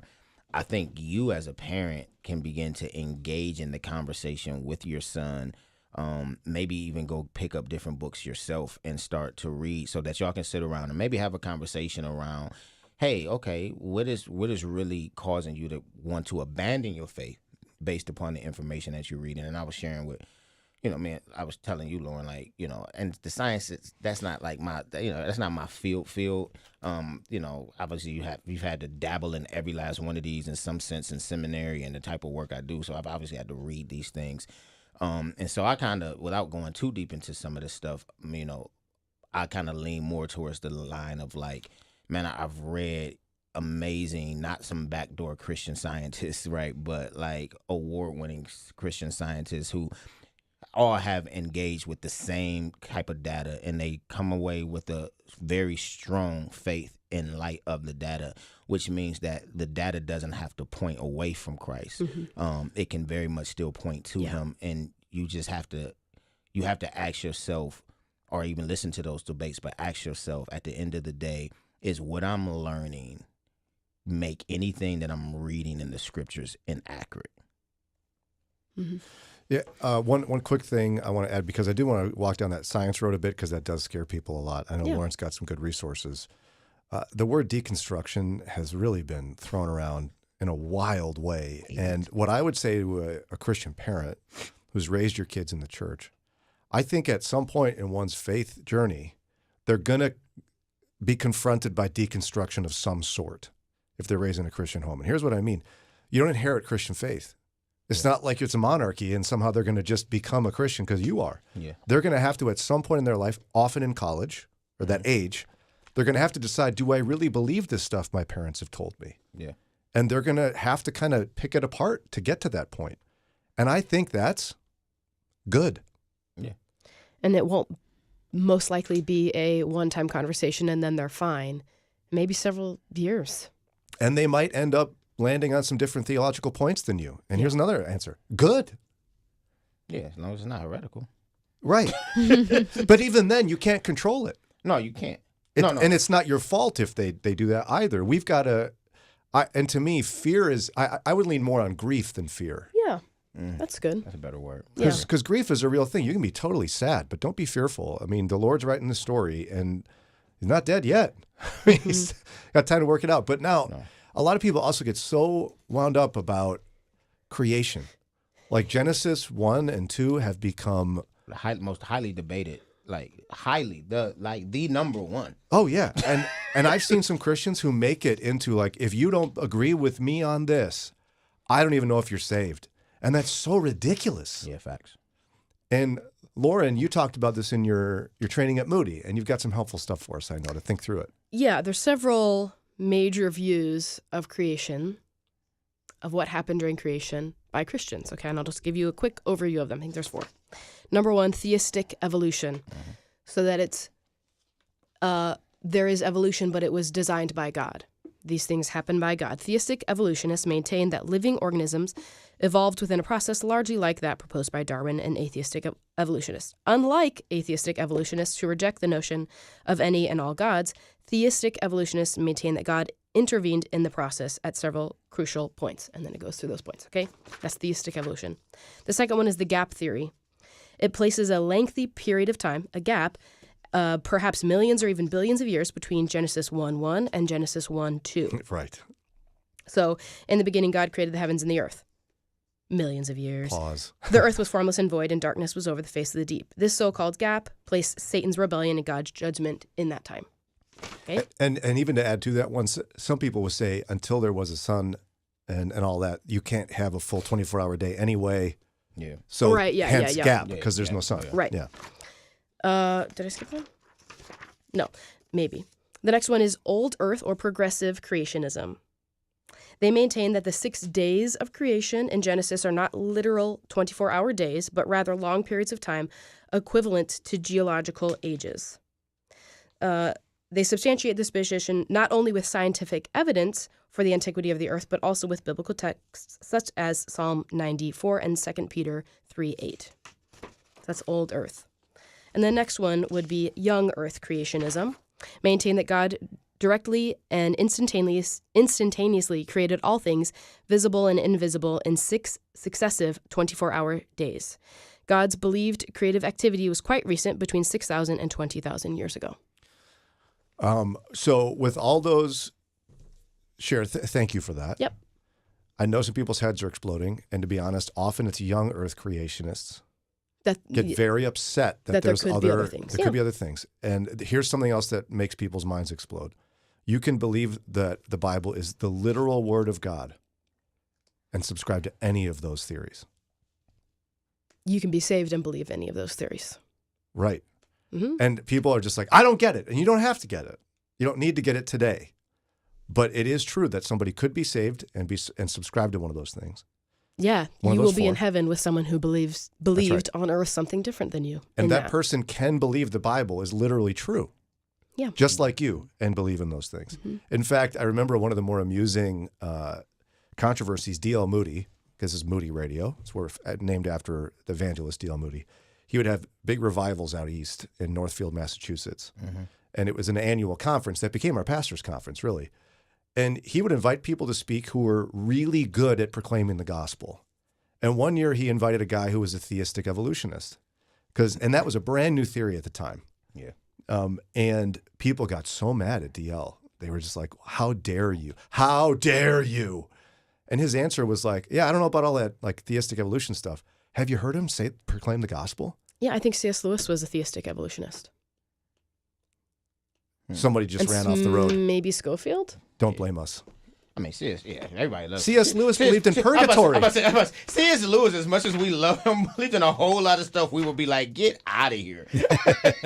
And so at the end of the day, we got to breathe a little bit in here and say there's room for disagreement on those issues which do not save us. And the story of Genesis is one of them. So what I would say is the fact that your son is in the sciences and is questioning young earth creationism, I think that's very normal. Mm-hmm. And it's okay. Don't worry. There are plenty of people in the sciences, whether they're astrophysicists or biochemists or physicists, who love Jesus, believe in the literal truth of the scriptures, and have a different theory of what Genesis means. And it's all going to be okay.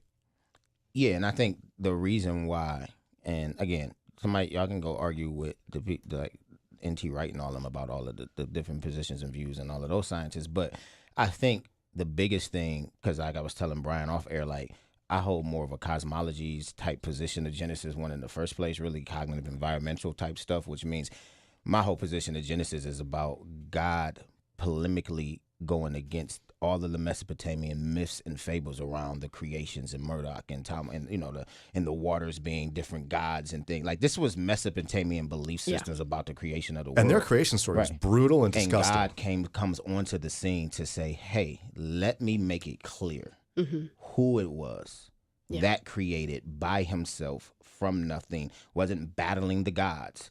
He created. And the whole point of Genesis to a people group who had followed, I believe, one of the major points of Genesis, to a people group who are in a very polytheistic culture, is that no, Yahweh alone is the creator.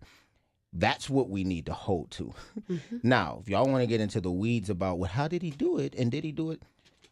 Y'all can argue about that. It just ain't my field. But the point, though, is, do you believe that God created the heavens and the earth and everything, therefore, in them, and is the sustainer of life? If you believe that, then you're at a really good starting point. Now, I understand science can threaten that position, which is kind of what's happening. It can, but it doesn't always. But it doesn't. All scientists aren't atheists. That's what we need to understand. That's exactly right.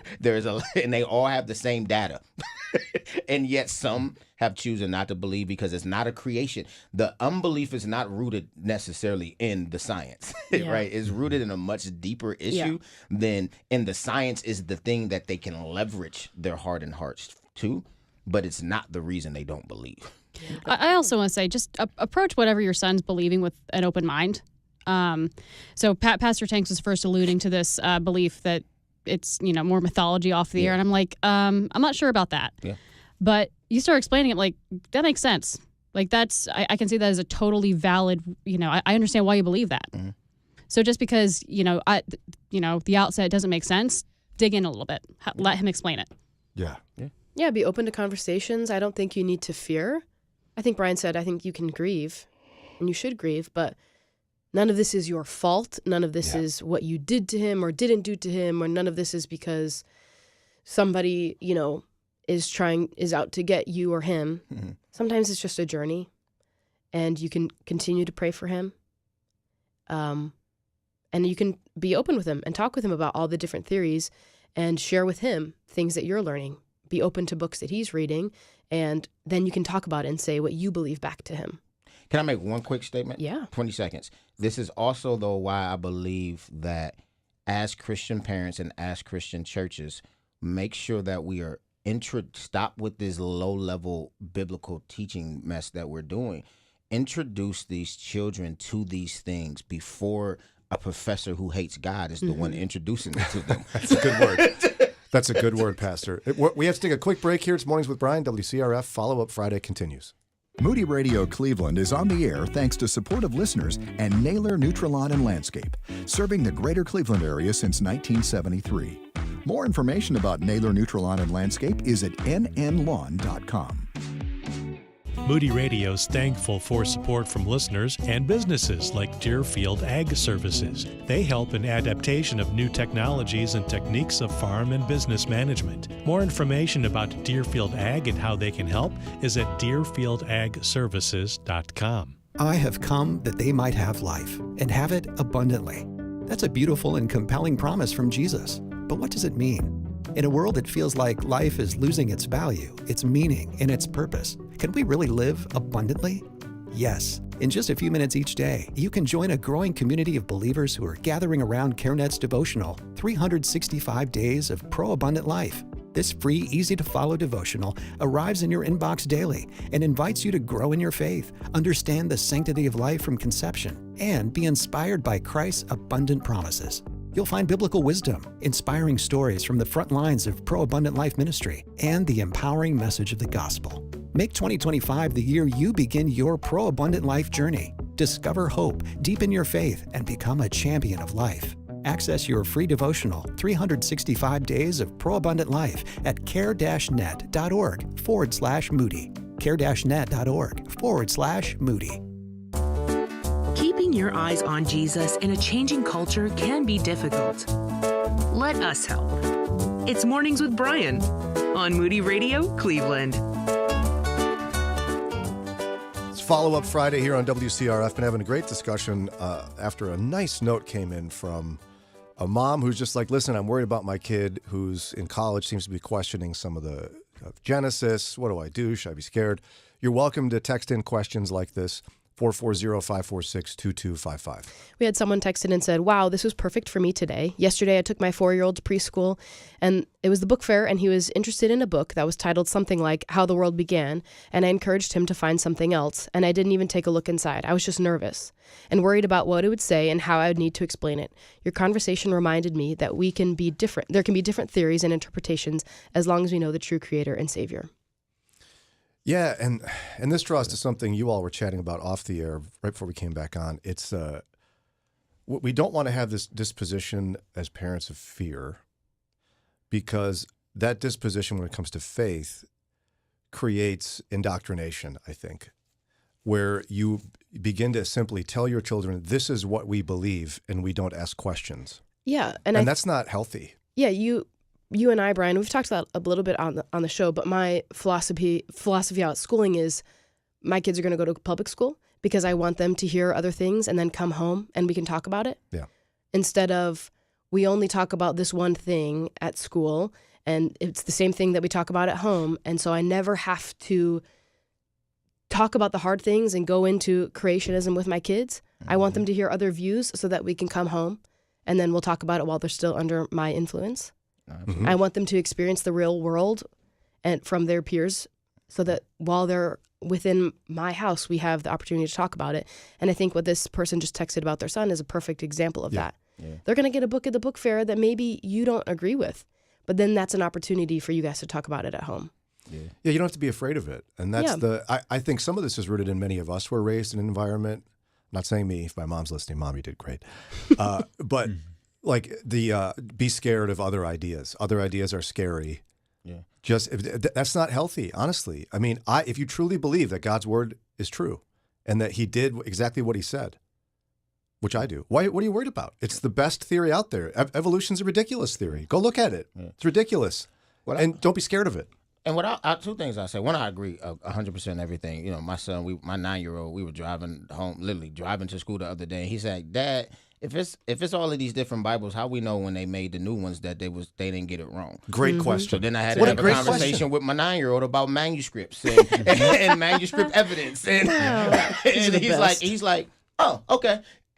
And so, but I think the one thing I will say, just for listeners, because I don't want that to be, I want you to come away also understanding what Brian is not saying, because I don't want y'all coming at Brian or Lauren, is as parents, you have a responsibility to guard your children and make sure that even as they don't be afraid of new ideas, but make sure that you are a part of their investigation of these new ideas. So that's right. Get the book, know what the book says, and then sit down and say, hey, let's discuss this. Don't just be like, well, just go research it on your own. Yeah. Because you do have a responsibility as Christian parents to make sure that you not guard, but essentially you need to train them up to make sure that they're not just out here looking at any weird thing and you don't have no clue about it. And so I think the principle to take away from what everybody is saying is with these is be more engaged in the investigation and training up and learning of your children. Most times we're afraid for a few reasons. One, our own inability or feeling like we don't have the answers. That's right. And we can fix that problem, by the way. Or because we know that we're not as engaged in the learning of our children as we should be. And so we really man, I don't know what they're going to learn. And I also know I'm not, and this is not an indictment on any parent listening. And I also know I don't have the capacity, or I haven't had the capacity to engage in those critical conversations with them. So I think creating more space to teach our children, to have those hard conversations, to listen to the things and the podcasts and the people that do this type of stuff. But don't be afraid, because the world has a lot of positions and views out here. They always had them. And the church for over 2,000 years has responded to every single threat. There's no new threats. And we do have a couple of resources for you. Yeah, please. I was going to ask you. Yeah, one is called Tiny Theologians. You can just Google it. It's called Tiny Theologians. I love that title. And they have all kinds of stuff. They have like board books for younger babies that talk about, the names of God. They have ABC cards. So, you'll have like the ABCs of the Marvel Universe. Okay. Well, now you have the ABCs of church history. And it will say, I love that. B is for Bishop Richard Allen. D is for Dietrich Bonhoeffer. Or you have the ABC bundle for the church. You have the ABC bundle for the attributes of God, the ABC bundle for the names of God, ABCs of theology. So like M is for mercy, Z is for Zion. Okay, so they have all, and the list goes on and on and on and on. Attributes of God. What do they do with X? That's a tough one. Ooh, you have to buy it to find out. Or they have My First Bible Verses, which is like these little cards to help your kids learn Bible verses. I get it for my grandson. Yes, exactly. So if you have young children or grandchildren, Tiny Theologians is a great resource. It is a Moody grad. And now you saved the best for last. I didn't. You did. We have a wonderful podcast from Moody Radio hosted by she loves when I do that, Lauren Cuevas and her husband Eddie. Yes. It's called Car Seat Questions. Yep. Where they talk about those really difficult spiritual questions your kids ask you.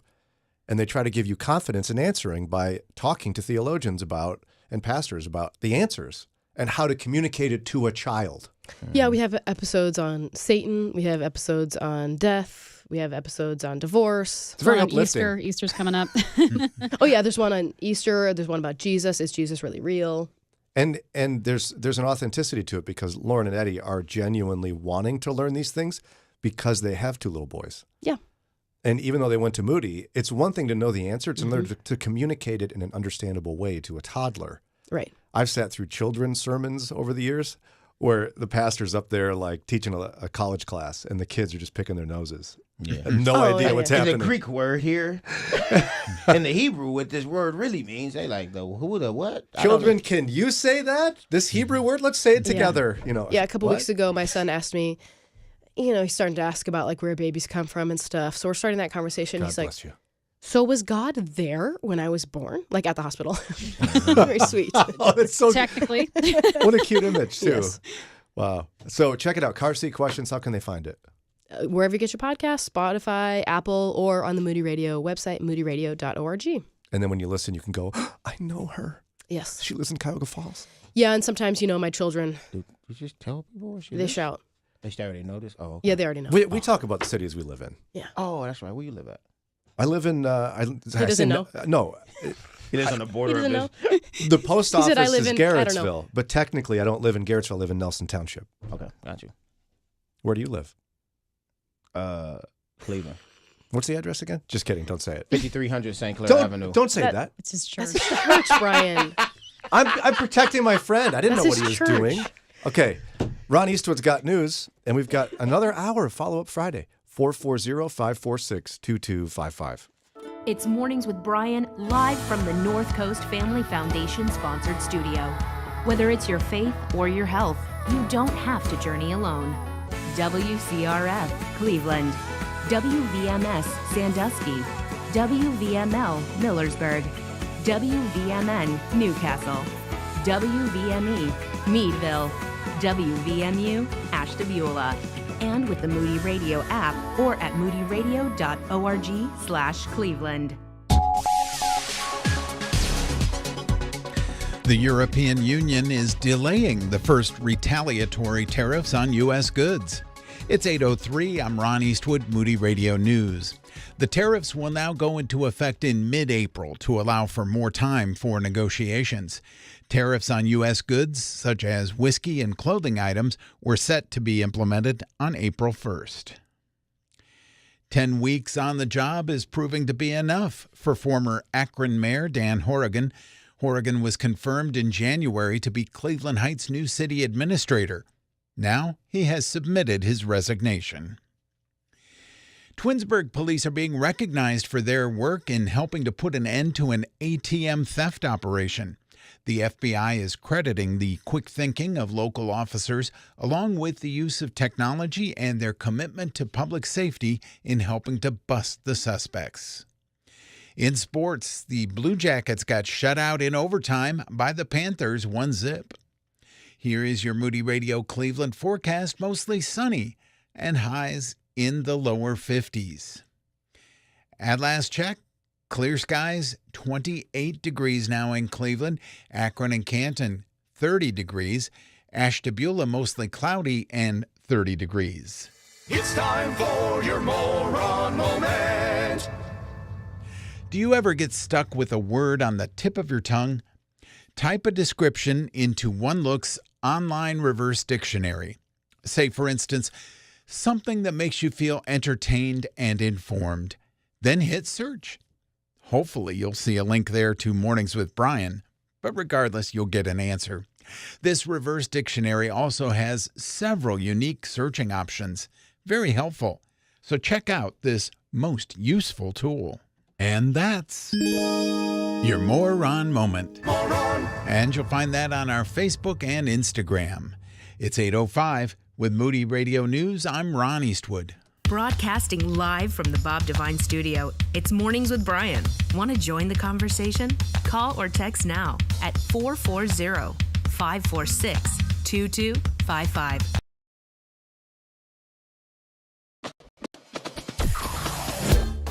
Mornings with Brian. Moody Radio Cleveland.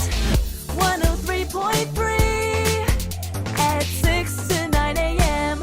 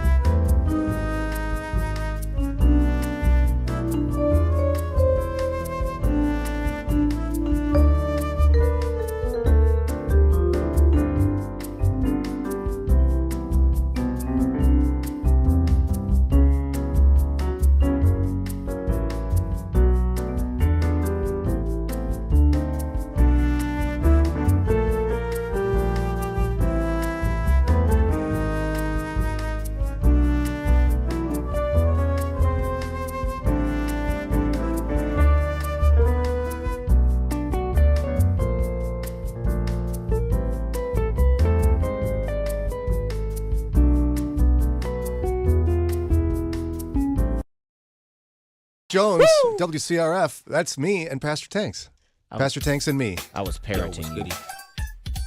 Parrot. What's goody, yo? Not parenting. So you're trying to make it sound like you don't regularly sing loudly and make sounds on the air? No, I always do. In fact, we've been raving about something you did last time. You've developed the ability to do a sound effect. Now, Ron knows what I'm talking about. Could you play him the sound effect? It's going to take him a minute to find it. I know what it is. And we're pretty sure you practiced this because you nailed it the last time. The first time you did it, can't hit it again. It was embarrassing. Yeah, that one. That wasn't quite as good. Yeah, it was in a moment. It was a moment. Yeah, it's in a moment. That wasn't Pastor Tanks. That wasn't me. That sounded great though. The last time you did it was. Yeah, it's a moment. You want to try it again? No, because it's not in the moment. Like it's the moment. Like How almost. many times can he say moment? Moment. Okay. 5 moments later. We were also talking about you at Walk Worthy in the green room. Apparently. Not just about golfing. Oh my gosh, you guys are talking about him a lot. Apparently, you know what I'm saying? Because we love you, man. But we were talking about you have this thing where you'll start singing on the air, and where most people will do like a couple lines tops. Yeah. I watch it regularly. Stop. I have a video of you singing in my camera roll in my phone, and I watch it regularly. That's what's up. You'll You keep going. do all the verses and a chorus and be like, everybody with me now. Let's do it again. Maybe a tag at the end. And you're not worried about the pitch, the rhythm. I don't care. I'm having the fun. words. I love life. You had one time you didn't even know what song, any of the He lyrics. was doing "Oh Holy Night," like "Oh Holy Son." I do that often. I often don't know the lyrics to the songs I'm singing.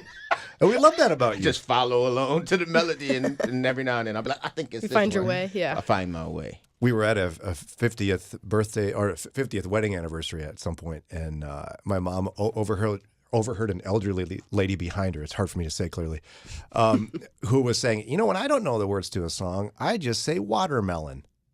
And then she heard her sing along with the song, watermelon. Like if you can just say the word watermelon with the melody and it works. And then the lady did it for the whole song. And it worked. That's Pastor Tank's new thing. That's when I started doing it in church. Try it. I'm gonna be like, watermelon. Try it. I don't know what song. He can't find a tune in his I didn't head. have a tune in my head. All right. 440-546-2255. Follow-up Friday is when you can either suggest a topic or follow up on one previously or whatever. We'd love to help you out. 440-546-2255. We got a text from a listener that I'd like to read. Okay. Good morning, Mornings with Brian team. I've Hi. been listening to you on and off as I've been able to based on whatever work schedule I've had. Long story short, you guys have been a part of my life. I was unemployed from May of 2024 all the way up until January of this year. Well, just this past Monday, I lost my job again. People don't like me because I'm an ex-felon, and I lost my job because I'm an ex-felon. This is something that happened to me 25 years ago, and I just want to send a note of encouragement to anybody else that is out there that might be dealing with a similar situation, that God is the provider, and there will always be a testimony to the glory of God at the end of this somehow. That's what's up. What a beautiful note. I am so sorry, friend, about what you've been going through with work. It's one of my big frustrations with that felony label and how our society has dramatically widened the number of felonies that exist. Yeah. And that prevent you from working. But to see how you're able to give God glory in the midst of all that, wow, what a testimony. That's fire. A lot of people would not be able to do that. And to me, it shows how much you love Jesus. Yeah, that's fire. I don't even know if I get so wound up about the criminal justice stuff. I don't know if I want to go down that road, but nonetheless, yeah. It's not the criminal. I get wound up by the church who treats people who have redeemed and reformed lives as if they're not new creations. Yeah, I mean, Lauren and I have had a chance to go inside Lorraine Correctional. We got, I think it's safe to say, friends who are in there, people we met that we love very much. And there's a church in Lorraine Correctional from Grace Church. Mm-hmm. And some of those guys we met are more spiritually mature than you.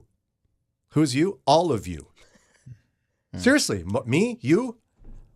They would tell you they have more time to study God's word than the rest of us, and there's some truth to that. Some of them have even called that a blessing. Yeah. Which to me, it just knocks me off my feet. I can't even believe it. So, yeah, we got to fix how we think about things like that. People yeah. can be totally changed and redeemed. No, absolutely. And if you knew what those guys did, who I'm talking about, you wouldn't even know what to do with yourself. Oh, you'll be scared to sit next to him. But in Christ, I promise you, people like to read Bible stories. They don't like to embrace those Bible stories. Yeah.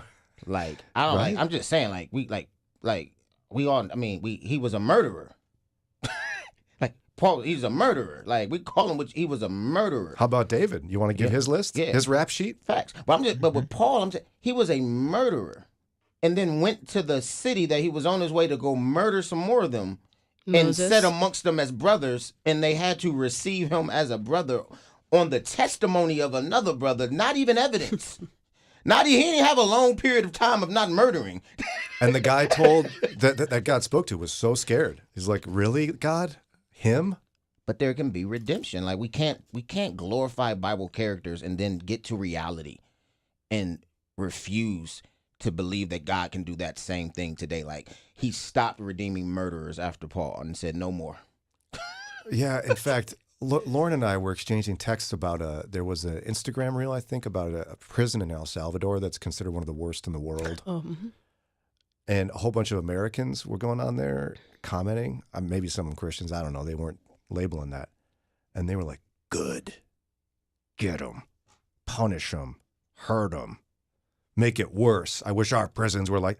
And I was just like, we were just heartbroken. I hope they're not Christians, because if they're Christians, I wonder have they ever read, what is it, Proverbs 29 or Proverbs 24, where it says that we should take no delight in the destruction of the misfortune of our enemies. People don't like that. They don't want to hear that verse. Don't say, take that back. They don't want to hear that. Like, we as Christians need to really understand how sinful and wrong it is when we are excited to see people who have done wrong suffer.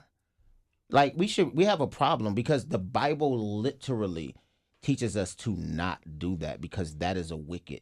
And it should all be rooted in the fact that God, in Ezekiel 18, says he takes no delight in the death of the wicked. God, who all injustice is ultimately done to, takes no delight in the death of the wicked. Meaning he is not celebrating when his wrath has to be poured out on the wicked. And to piggyback on that, how about the idea that if you've got that attitude about people who are quote unquote wicked and you want them to suffer more, do you even know who you are? No, that's their problem. They were self-righteous. They don't understand what sin is. They've forgotten and that you deserve that. They've forgotten who they are. Jesus called you a murderer. This is why you need self-reflection every day. This is why we live from the gospel, not just saved by the gospel, because we have to continue to remind ourselves all the time of who I was that God saved me from, so that I am moved to compassion on even those who in this current season of their life is not walking with the Lord.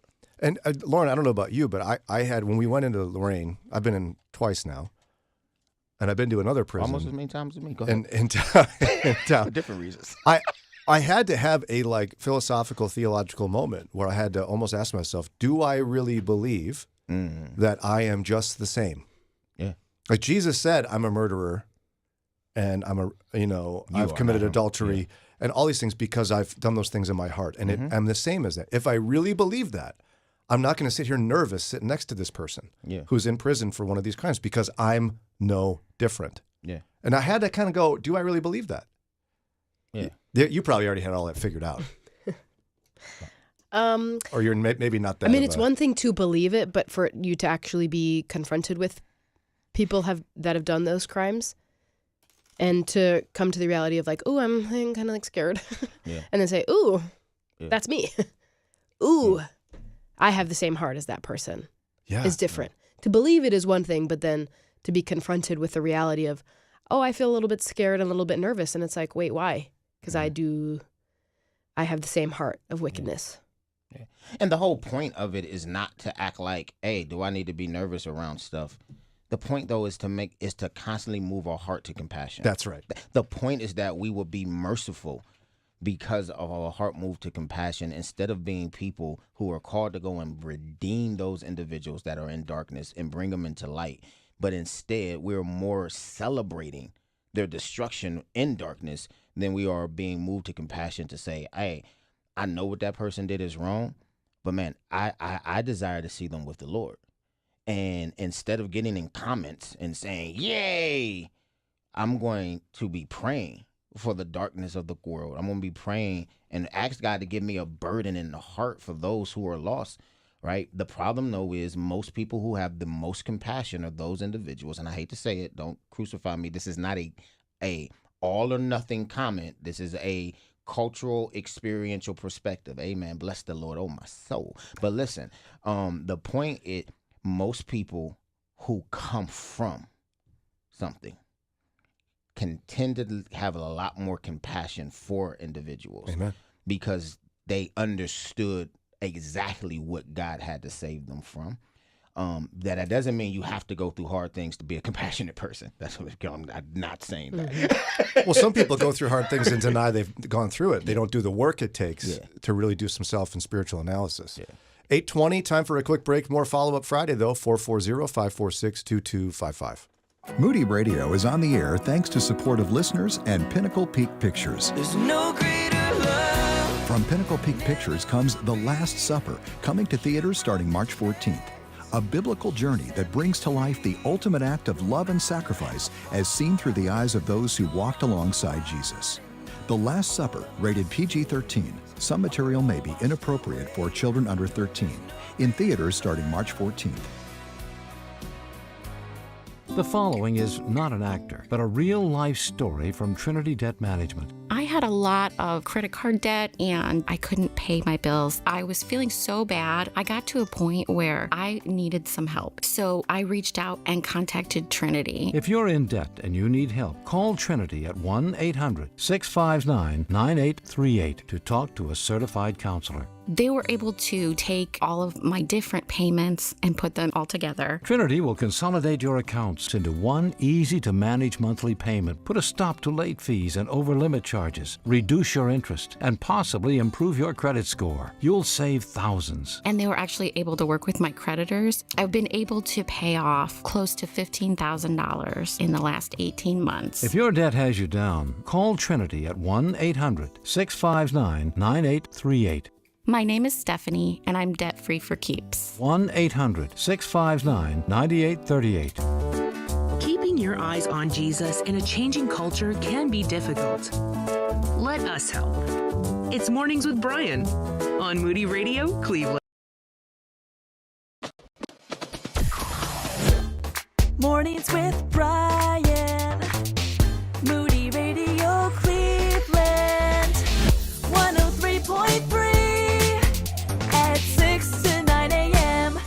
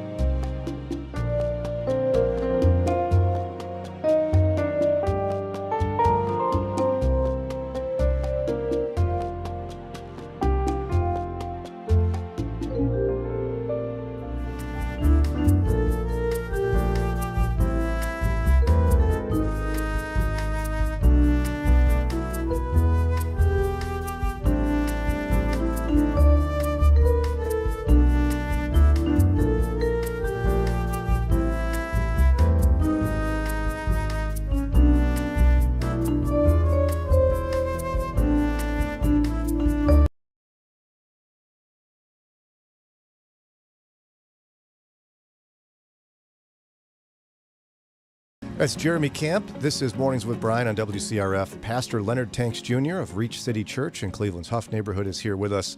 Joins us once a month to hang out, and we love when he's here. Thanks for coming, Pastor. Man, I love to be here. Now, our friend Daria brought up something she experienced, and it generated a lot of comments. And I know you were out this day, Lauren, so I'm anxious to hear what you think, and I know Pastor wasn't with us. Daria, could you remind us what happened? Yeah, so I was driving 77 North near Canton. I've seen this billboard a couple times. It says, there's nothing on the billboard except for this statement, quote, Jesus said marriage or remarriage after divorce is a sin. Like, just like it's probably a black background and white letters or something, right? Essentially. Jesus said remarriage after divorce is a sin. Now, there is some contact information on the billboard. We're not going to get into the details. You can see who the organization is. We're not going to say who they are. Now, that's the message. And your question was what? Why? Yeah, like what are we accomplishing? Are we making? Are we giving ourselves a bad rap? Is this not overly loving or grace-filled? Lauren? I'd love to see the quote. Yeah, it's not an actual quote. It's not in the Bible. Jesus which was never said that. Another thing that concerned me. No, there are passages where Christians develop their own interpretation about whether or not and under what circumstances you can get remarried after divorce. But certainly that is not a quote from Jesus. Yeah. Now, I knew that would bother you. Anything else about that? Besides that, it's fine? You're like, where do I even start? Yeah, I'm not sure, like, this is the way. Like, what are you trying to accomplish, right? Yeah, well, you're just shaming people, really. It's a public highway. This is not a Christian highway. Yeah, and you're just shaming people. You're not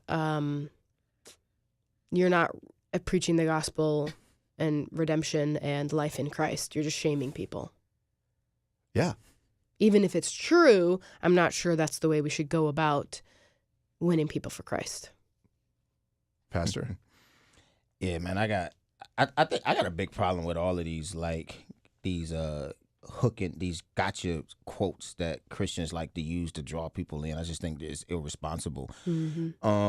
I hope you like it hot. You're going to hell. Yeah, I think it's extremely irresponsible. But it's just extremely irresponsible because I think about all of the abused women who have been divorced, and so there's nothing after it. It's just period. That's literally the entirety of the billboard. And it's like, what type of message are we sending? And you're hoping that they're going to call the number at the bottom because it's ridiculous. Because you made them feel bad? Jesus said a lot of things are sin. And so we should make billboards for all of them, even the ones that you suffer with in your little heart at home by yourself. Now, there were generally three. I categorize the responses to this into three categories, and I want to go through some of these. Yeah. Is there a contextual category in there? Because there's a context to Jesus' words, by the way. Yeah. He did not say that. Yeah, and I mean, we even went into a little bit the other day about some of the theology of this. We talked about it with Dr. Idelnik very briefly as well. That's right. I almost forgot about that. Okay. One of the issues that, Daria, you saw the same thing. You know what I'm bringing up, so can you say it? No, I don't, because I don't know where. Okay. I know what I said, but I don't know what you're referring to. A common response from people was, that must be non-Christians trying to make us look bad making that billboard. They assumed that because it was rude, that it couldn't possibly be a Christian organization. Multiple people were like, it must be people trying to pretend they're us to make us look bad. Spent money, are thinking that much about us. By the way, that's not true at all. It's a legit organization that thinks, or is, I guess, maybe I shouldn't use things. They're trying to, do good for the kingdom, and this is what they've come up with. So what's behind this whole Christians behaving badly? They must not really be Christians. They're just trying to make us look bad. It was a knee-jerk response from multiple people. Like prank was a word that popped up at least once. It's an atheist group that just hates Christians. No, it's not. I mean, I don't know why that would be. I don't know why that's the multiple people, Pastor. But I think I don't know.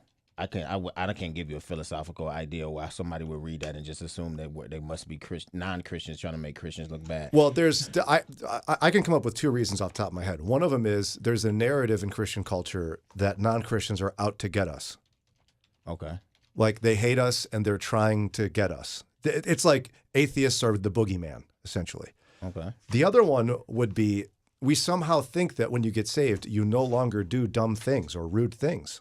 Oh, okay. And so if someone's saved, they wouldn't possibly come up with this idea. I do dumb stuff all the time. Me too. I do dumb stuff. I probably do offensive stuff all the time. And so how do we get to the point where multiple people, their gut reaction is, oh, this is unwise, must not be a Christian. Are you kidding me? The only thing that makes us saved is Jesus. Yeah. We're trying to grow in holiness, Lord willing we are, but I mean, I'm never going to arrive somewhere where I'm not going to say something unwise. And the Bible again tells us that there is a way that seems right in the eyes of man. Right. And so sometimes people just really think this is the best thing to do. And it's like, that's horrible. Now, there was 2 other responses to this that I thought were kind of interesting. Again, this billboard that said again, what was it? Jesus said remarriage after divorce is a sin, end quote. Nothing else on the billboard. And if you've seen that, I'm so sorry. That's all kinds of a mess. Yeah. We'll talk more about various responses to this in just a minute. Parents, youth pastors, are you looking for a life-changing opportunity for your teens this summer? The Experience Jesus Conference, June 23rd through 28th at Moody Bible Institute in Chicago, isn't just another event. It's a 5-day experience where high school students learn to share their faith on the streets of Chicago. XJ grounded my faith and inspired me to share the gospel. Register now at moodyconferences.com/XJ. Early bird rates end April 30th. It's a no negativity zone on Moody Radio Cleveland and Mornings with Brian.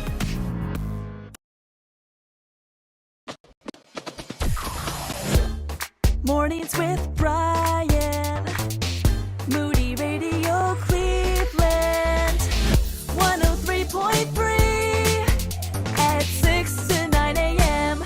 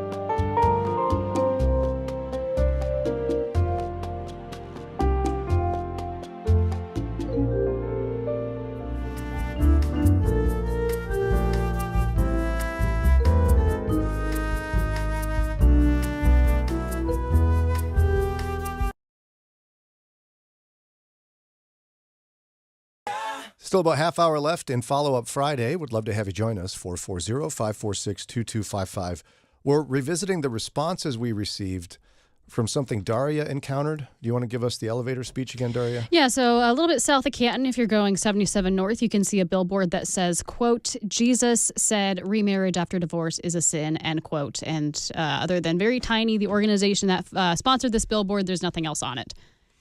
And I mentioned that there was 3 categories of responses. We've been over 1. I'm going to go over 2 more briefly. And then I think it's necessary, based on now responses we're getting, to talk a little bit about the subject matter of divorce and remarriage. Okay, so one of the other categories of response we saw was, why are you talking about this on the air and not just going to them directly? Okay, fair. The reason? They posted a public billboard. It's a public discussion whether or not they want it to be. This is not Matthew 18 in a personal offense. They didn't offend me personally. They didn't come to me and do something towards me. This wasn't a text. This was a public forum. Yeah, Matthew 18 is warped far too often in what it is. It's a principle and it's a practice. But in this case, you post a public billboard, buckle up for public discourse. I don't know what else to tell you. Well, our hearts were also hurting for anyone that might have seen this and been offended. Yeah, because so we wanted to bring that up from that aspect as well. We don't think the way to get people into the kingdom is to offend them into the kingdom or scare them into the kingdom. The other one was somebody said, hey, the organization that puts this up there, they got people working really hard, answering phone calls and helping people get saved. Yeah, I don't disagree. And I still think it was unwise. I mean, 2 things can coexist. Just because someone loves Jesus and tries really hard doesn't mean that everything they do is godly and helpful for the kingdom. 2 things can coexist that are not, that conflict. That's my thought on that. Now, a lot of people are bringing up the actual quote itself. That's funny. So we ought to talk a little bit about remarriage after divorce. Yeah, someone quoted to us saying Jesus did say that. They're quoting Mark 10, 4 through 12. Mark 10, 4 through 12. They said, quote, Moses permitted a man to write a certificate of divorce and to dismiss her. And Jesus answered and said to them, because of the hardness of your heart, he wrote you this precept. But from the beginning of creation, God made them male and female. For this reason, a man shall leave his father and mother and be joined to his wife, and 2 shall become one flesh. So then they are no longer 2, but one flesh. Therefore, what God has joined together, let no man separate. In the house of his disciples also asked him again about the same matter. So he said to them, quote, whoever divorces his wife and marries another woman commits adultery against her. And if a woman divorces her husband and marries another, she commits adultery. And Pastor Tanks, you had some thoughts on that? I mean, yeah, I think the whole that Mark 10 is a shorter version of Matthew 19 that goes even further into it. But I think either way, whether you're looking at Mark 10 or whether you're looking at Matthew 19, I think as a whole, people need to study. And just stop quoting things and missing that everything has levels of context. Primarily, the first thing is it tells you that they came up to Jesus to test him around this conversation about divorce. They are trying to get Jesus to pick a side. Why? Because when you study, there were 2 different rabbinic traditions around this subject. Some that made it lawful to divorce for any reason. Any reason at all. Like, I didn't like dinner tonight. Yes. You're out. And all of this, and some who didn't allow at all. At all. And all of this is rooted in Moses' words in Deuteronomy, which is where he permits the divorce certificate, right? When you go back to Deuteronomy 27. So now, can I have you pause quick, though? So the test was they were trying to force Jesus to pick sides. Yeah, they wanted him to pick a side. Whose side? They were saying, whose side are you on? I believe, what is it? The rabbinic camp of Shamael, and I can't remember the other one. But pick a side.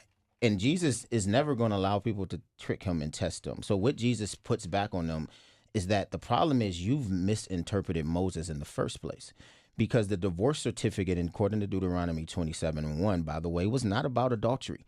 We know it wasn't about adultery because there was a penalty for adultery already laid out in the Old Testament. Anybody know what it is? It's stoning, wasn't it? Stoning. A dead person doesn't need to be divorced. Let's be clear about that. Yeah, it's true. There was a penalty for adultery already.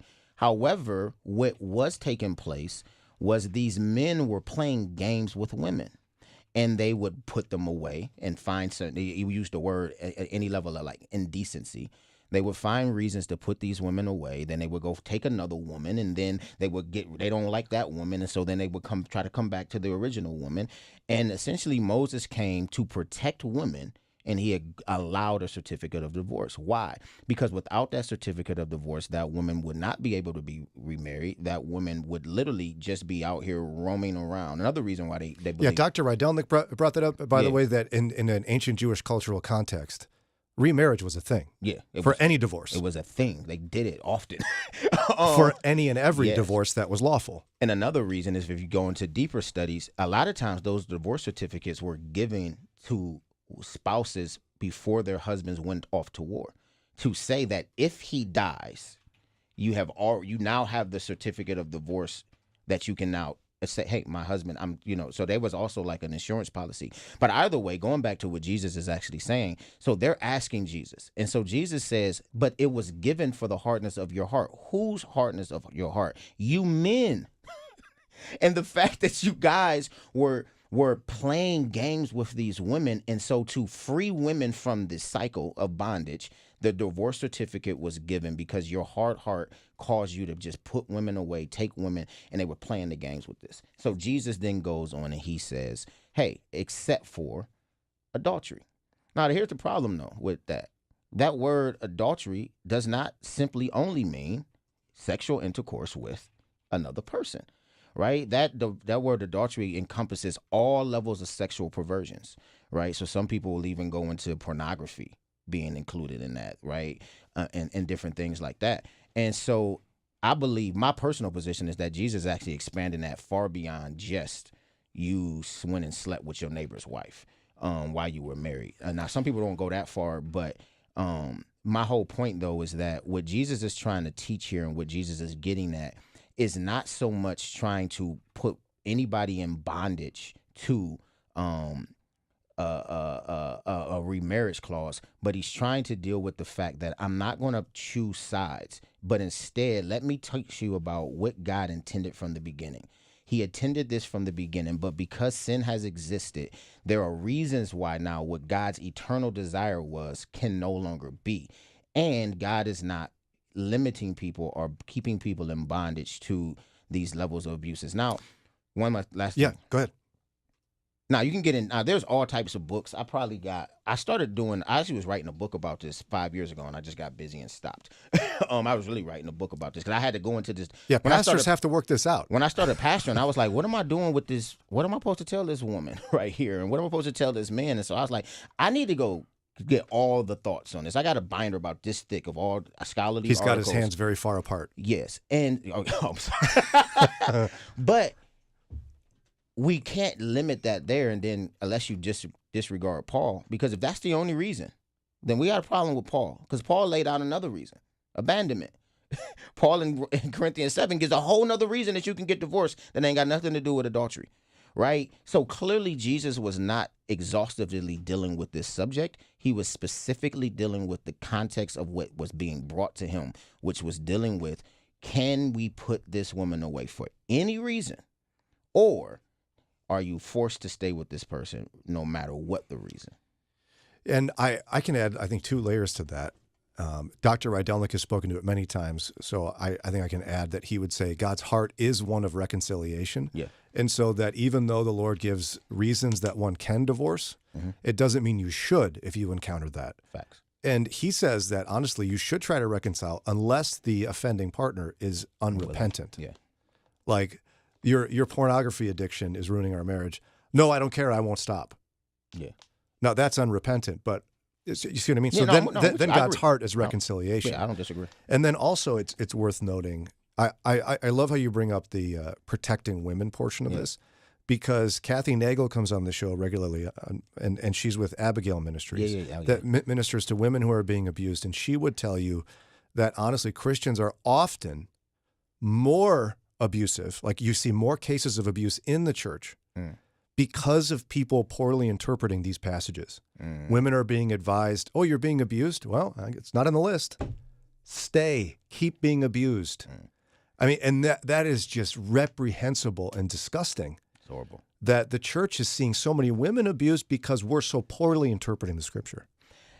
And two things, and these are go research this on your own. I'm not giving you a position to hold, but I'm trying to express the nuance to this conversation that you can't get from Matthew 10 alone, because there's argument from Malachi that when God says that he hates divorce, and he talks about because you bloodied the garment, right?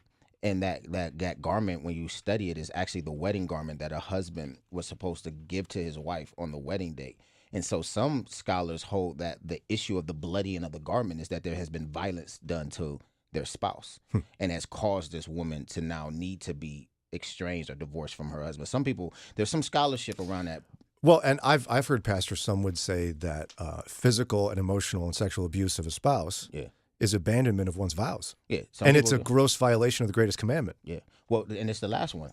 And it's not necessarily dealing with and now I'm not advocating for, polygamy here, but I do want to acknowledge that under the system in which they had multiple wives, it's Exodus 22 or 32, the second wife is told that if the spouse does not provide financially, protect, and conjugal, that she can leave and return back to her father's house. In other words, she can be absolved from being that wife because he has neglected his husband duties. We don't to like her. that passage, now, do we? I'm not advocating for polygamy here, let's be clear, but I'm pointing out that there seems to be other cases within the Bible that allow for the woman to exit the thing. Now, I tell people, you can disagree with me, but all I want you to acknowledge is if you die by adultery, why do I need a divorce certificate? Simply for adultery. Because adultery was not the conversation of Deuteronomy 27, and you should go back and read it because that's what Jesus is talking about.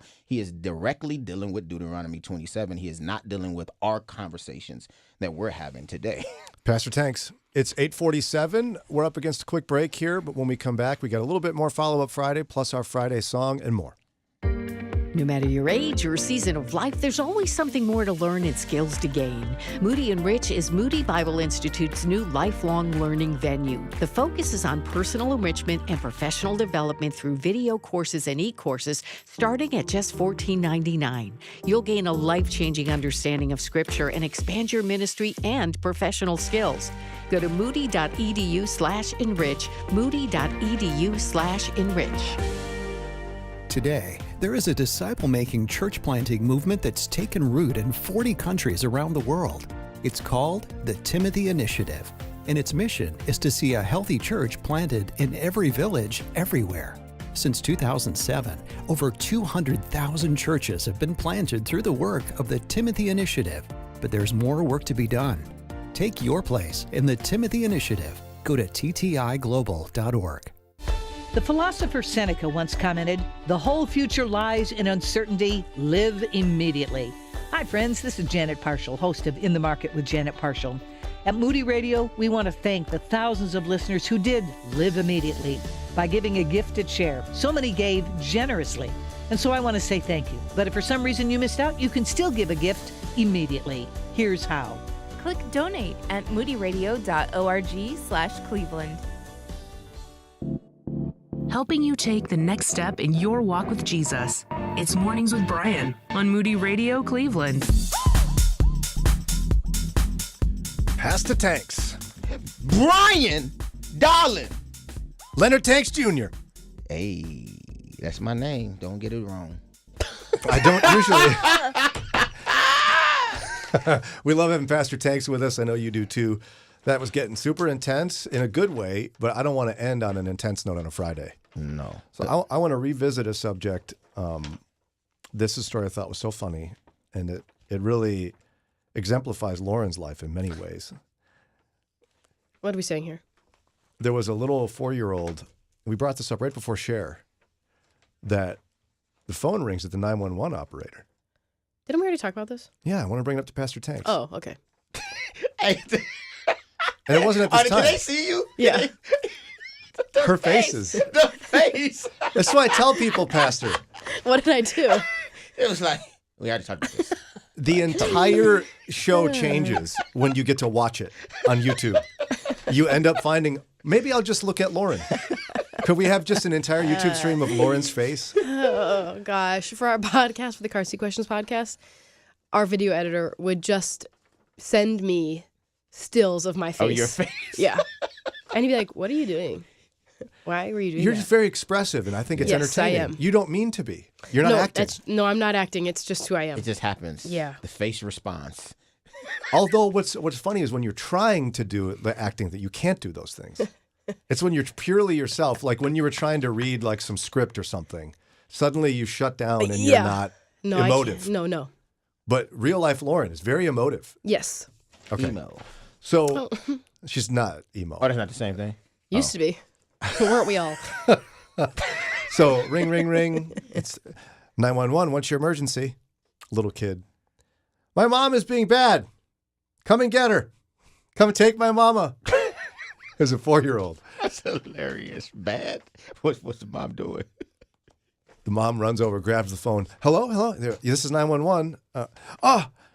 Oh yeah, my son's really mad at me. I ate his ice cream. Called the police on his mom. It was a theft. Come and get my mom. She's being bad. She's being bad. I've wanted to do that sometimes. Book her for petty theft. That is hilarious. And it made me think of Lauren. Why, Lauren? I love ice cream. Oh, this comes back to you. Yeah, I guess so. Okay. I would be on like a business call with Lauren, if you can even call him that. She's laughing. It's not real. Business. I'm in show business. Brian's bothering me at 4 p.m. in the afternoon. And we'd be talking, and then I'd hear in the background. You be talking. Mommy, I think we should get ice cream now. Oh, Should we get ice cream? This is reminding me this morning. Our 4-year-old, he comes into our room halfway through the night. I'm leaving this morning. He's half asleep. Mommy, can you give me a hug kiss before you go? Oh. Sure. So I lean over, I hug him, and he kisses me, and he goes, Mommy, could we maybe get some ice cream when you come home? 3:30 in the morning. So ice cream's a thing in your house. Ice cream is on his mind when he's half asleep at 3:30 in the morning. And you don't blame him. I mean, you said once on the air that if you would forget to get ice cream at the grocery store, Eddie gets irritated. Yeah, because he'd say something like, gotta eat better, gotta quit the snacking. So then the next week I don't buy the ice cream that he really wants. And then he says, well, you didn't give me ice cream? He wants to have his ice cream and eat it too. He wants it to be an option. Yeah, but don't forget it. My 11-year-old came up to me yesterday right as dinner was starting. And it was one of those dinners, we're not all sitting down. It was chaotic. Nobody was home. And he's like, remember yesterday how I ate? They always remember yesterday, don't they? Remember how yesterday I had dinner? And I go, yeah, I remember that. And he goes, and remember you said I could have ice cream? I go, yeah. Well, I forgot. Oh, I forgot to have ice cream. I'm sure you did. So you owe me double now. So can I have it now? I go, that does not work like that. Every day we start over, bro. That's you don't funny. get to. It's a new day. To save a voucher of dessert. That's funny. My son would do the same thing. He probably wouldn't forget though. No, he would not forget. He said, "Mom, you told me I could have ice cream." You promised. Yeah. Come on, Mom. He's mumbling over here. Yeah, he said it. He doesn't have that problem. We don't have these issues in my house. Yeah, not for ice cream. So what's your issue? I mean, I'm sure we got Chips? one. No, water. Popcorn? Gatorade? Water. Apple juice. Oh, Yeah, my daughter uses my water to make her baby's bottles. And then bottle. So she's using the plastic bottle. Then we don't water. have, and then it's And like, you don't have any bottles No, we of don't have no water. more water because he eats all day. Yeah, of course. He's a baby. It's a problem. Or apple juice. My wife would say we have the problem with things like salami, bacon. So what's the problem? People Deli eating meats. it? I eat it personally, yeah. And I forget that I got people in the house that like bacon Salami too. is good. I'll eat a pack of salami. me too. Like the thick stuff. I just. So you're the 4-year-old. Then I'll get some cheese and put it in the Yeah, middle yeah. and I'll roll it. Yeah, like a fancy. That's a gonna lie, fancy salami roll. There's some salami in the fridge right now, and I've been thinking about it all morning. Yeah, we got think- some salami in the fridge here. You can have some on your way out. I think Dee Dee's going to be the one calling 911 now saying, come get my husband. He's being naughty. No, my wife hides all the stuff she really wants. Does she? Oh yeah, like my wife. She hides it. My wife hides a lot. She thinks she hides. She hides things, a lot. but it's my house, so it's like you can't hide anything in here for real because I know it's in the house. And there's only Gotta figure out where. There's only so many places you can put Right. stuff that needs to stay at a certain temperature. You better be careful. She might turn on the show right now. That's okay. She knows that she don't have no hiding spots. But my wife will hide some things because she knows, like, you bring apple juice in the house because there's certain stuff I don't eat or drink a lot of, right? So when it shows up in the house, it's like oh, this is here, and I just be like, apple juice. I love So apple exciting. juice. And You sound like my teenagers. Yeah, I get giddy sometimes for sure. Absolutely. About juice? Yeah, certain juices is like, don't bring no grape juice in there. It's like, oh yeah, this is mine. Like all mine, and I'm gonna drink it all on accident. I don't be meaning to. I just realized I did it, and I'm like, oh, I'm sorry, I didn't mean to drink all of it. That is the most outrageous thing I've ever heard. That was like a run-on sentence for 3 minutes about juice. And a grown man, you knew what you were doing. No, you didn't accidentally drink it all. drink a whole carton. I didn't, because then I thought it's disrespectful to leave a little bit in there, so I might as well just finish it off. Might as well. Finish it off.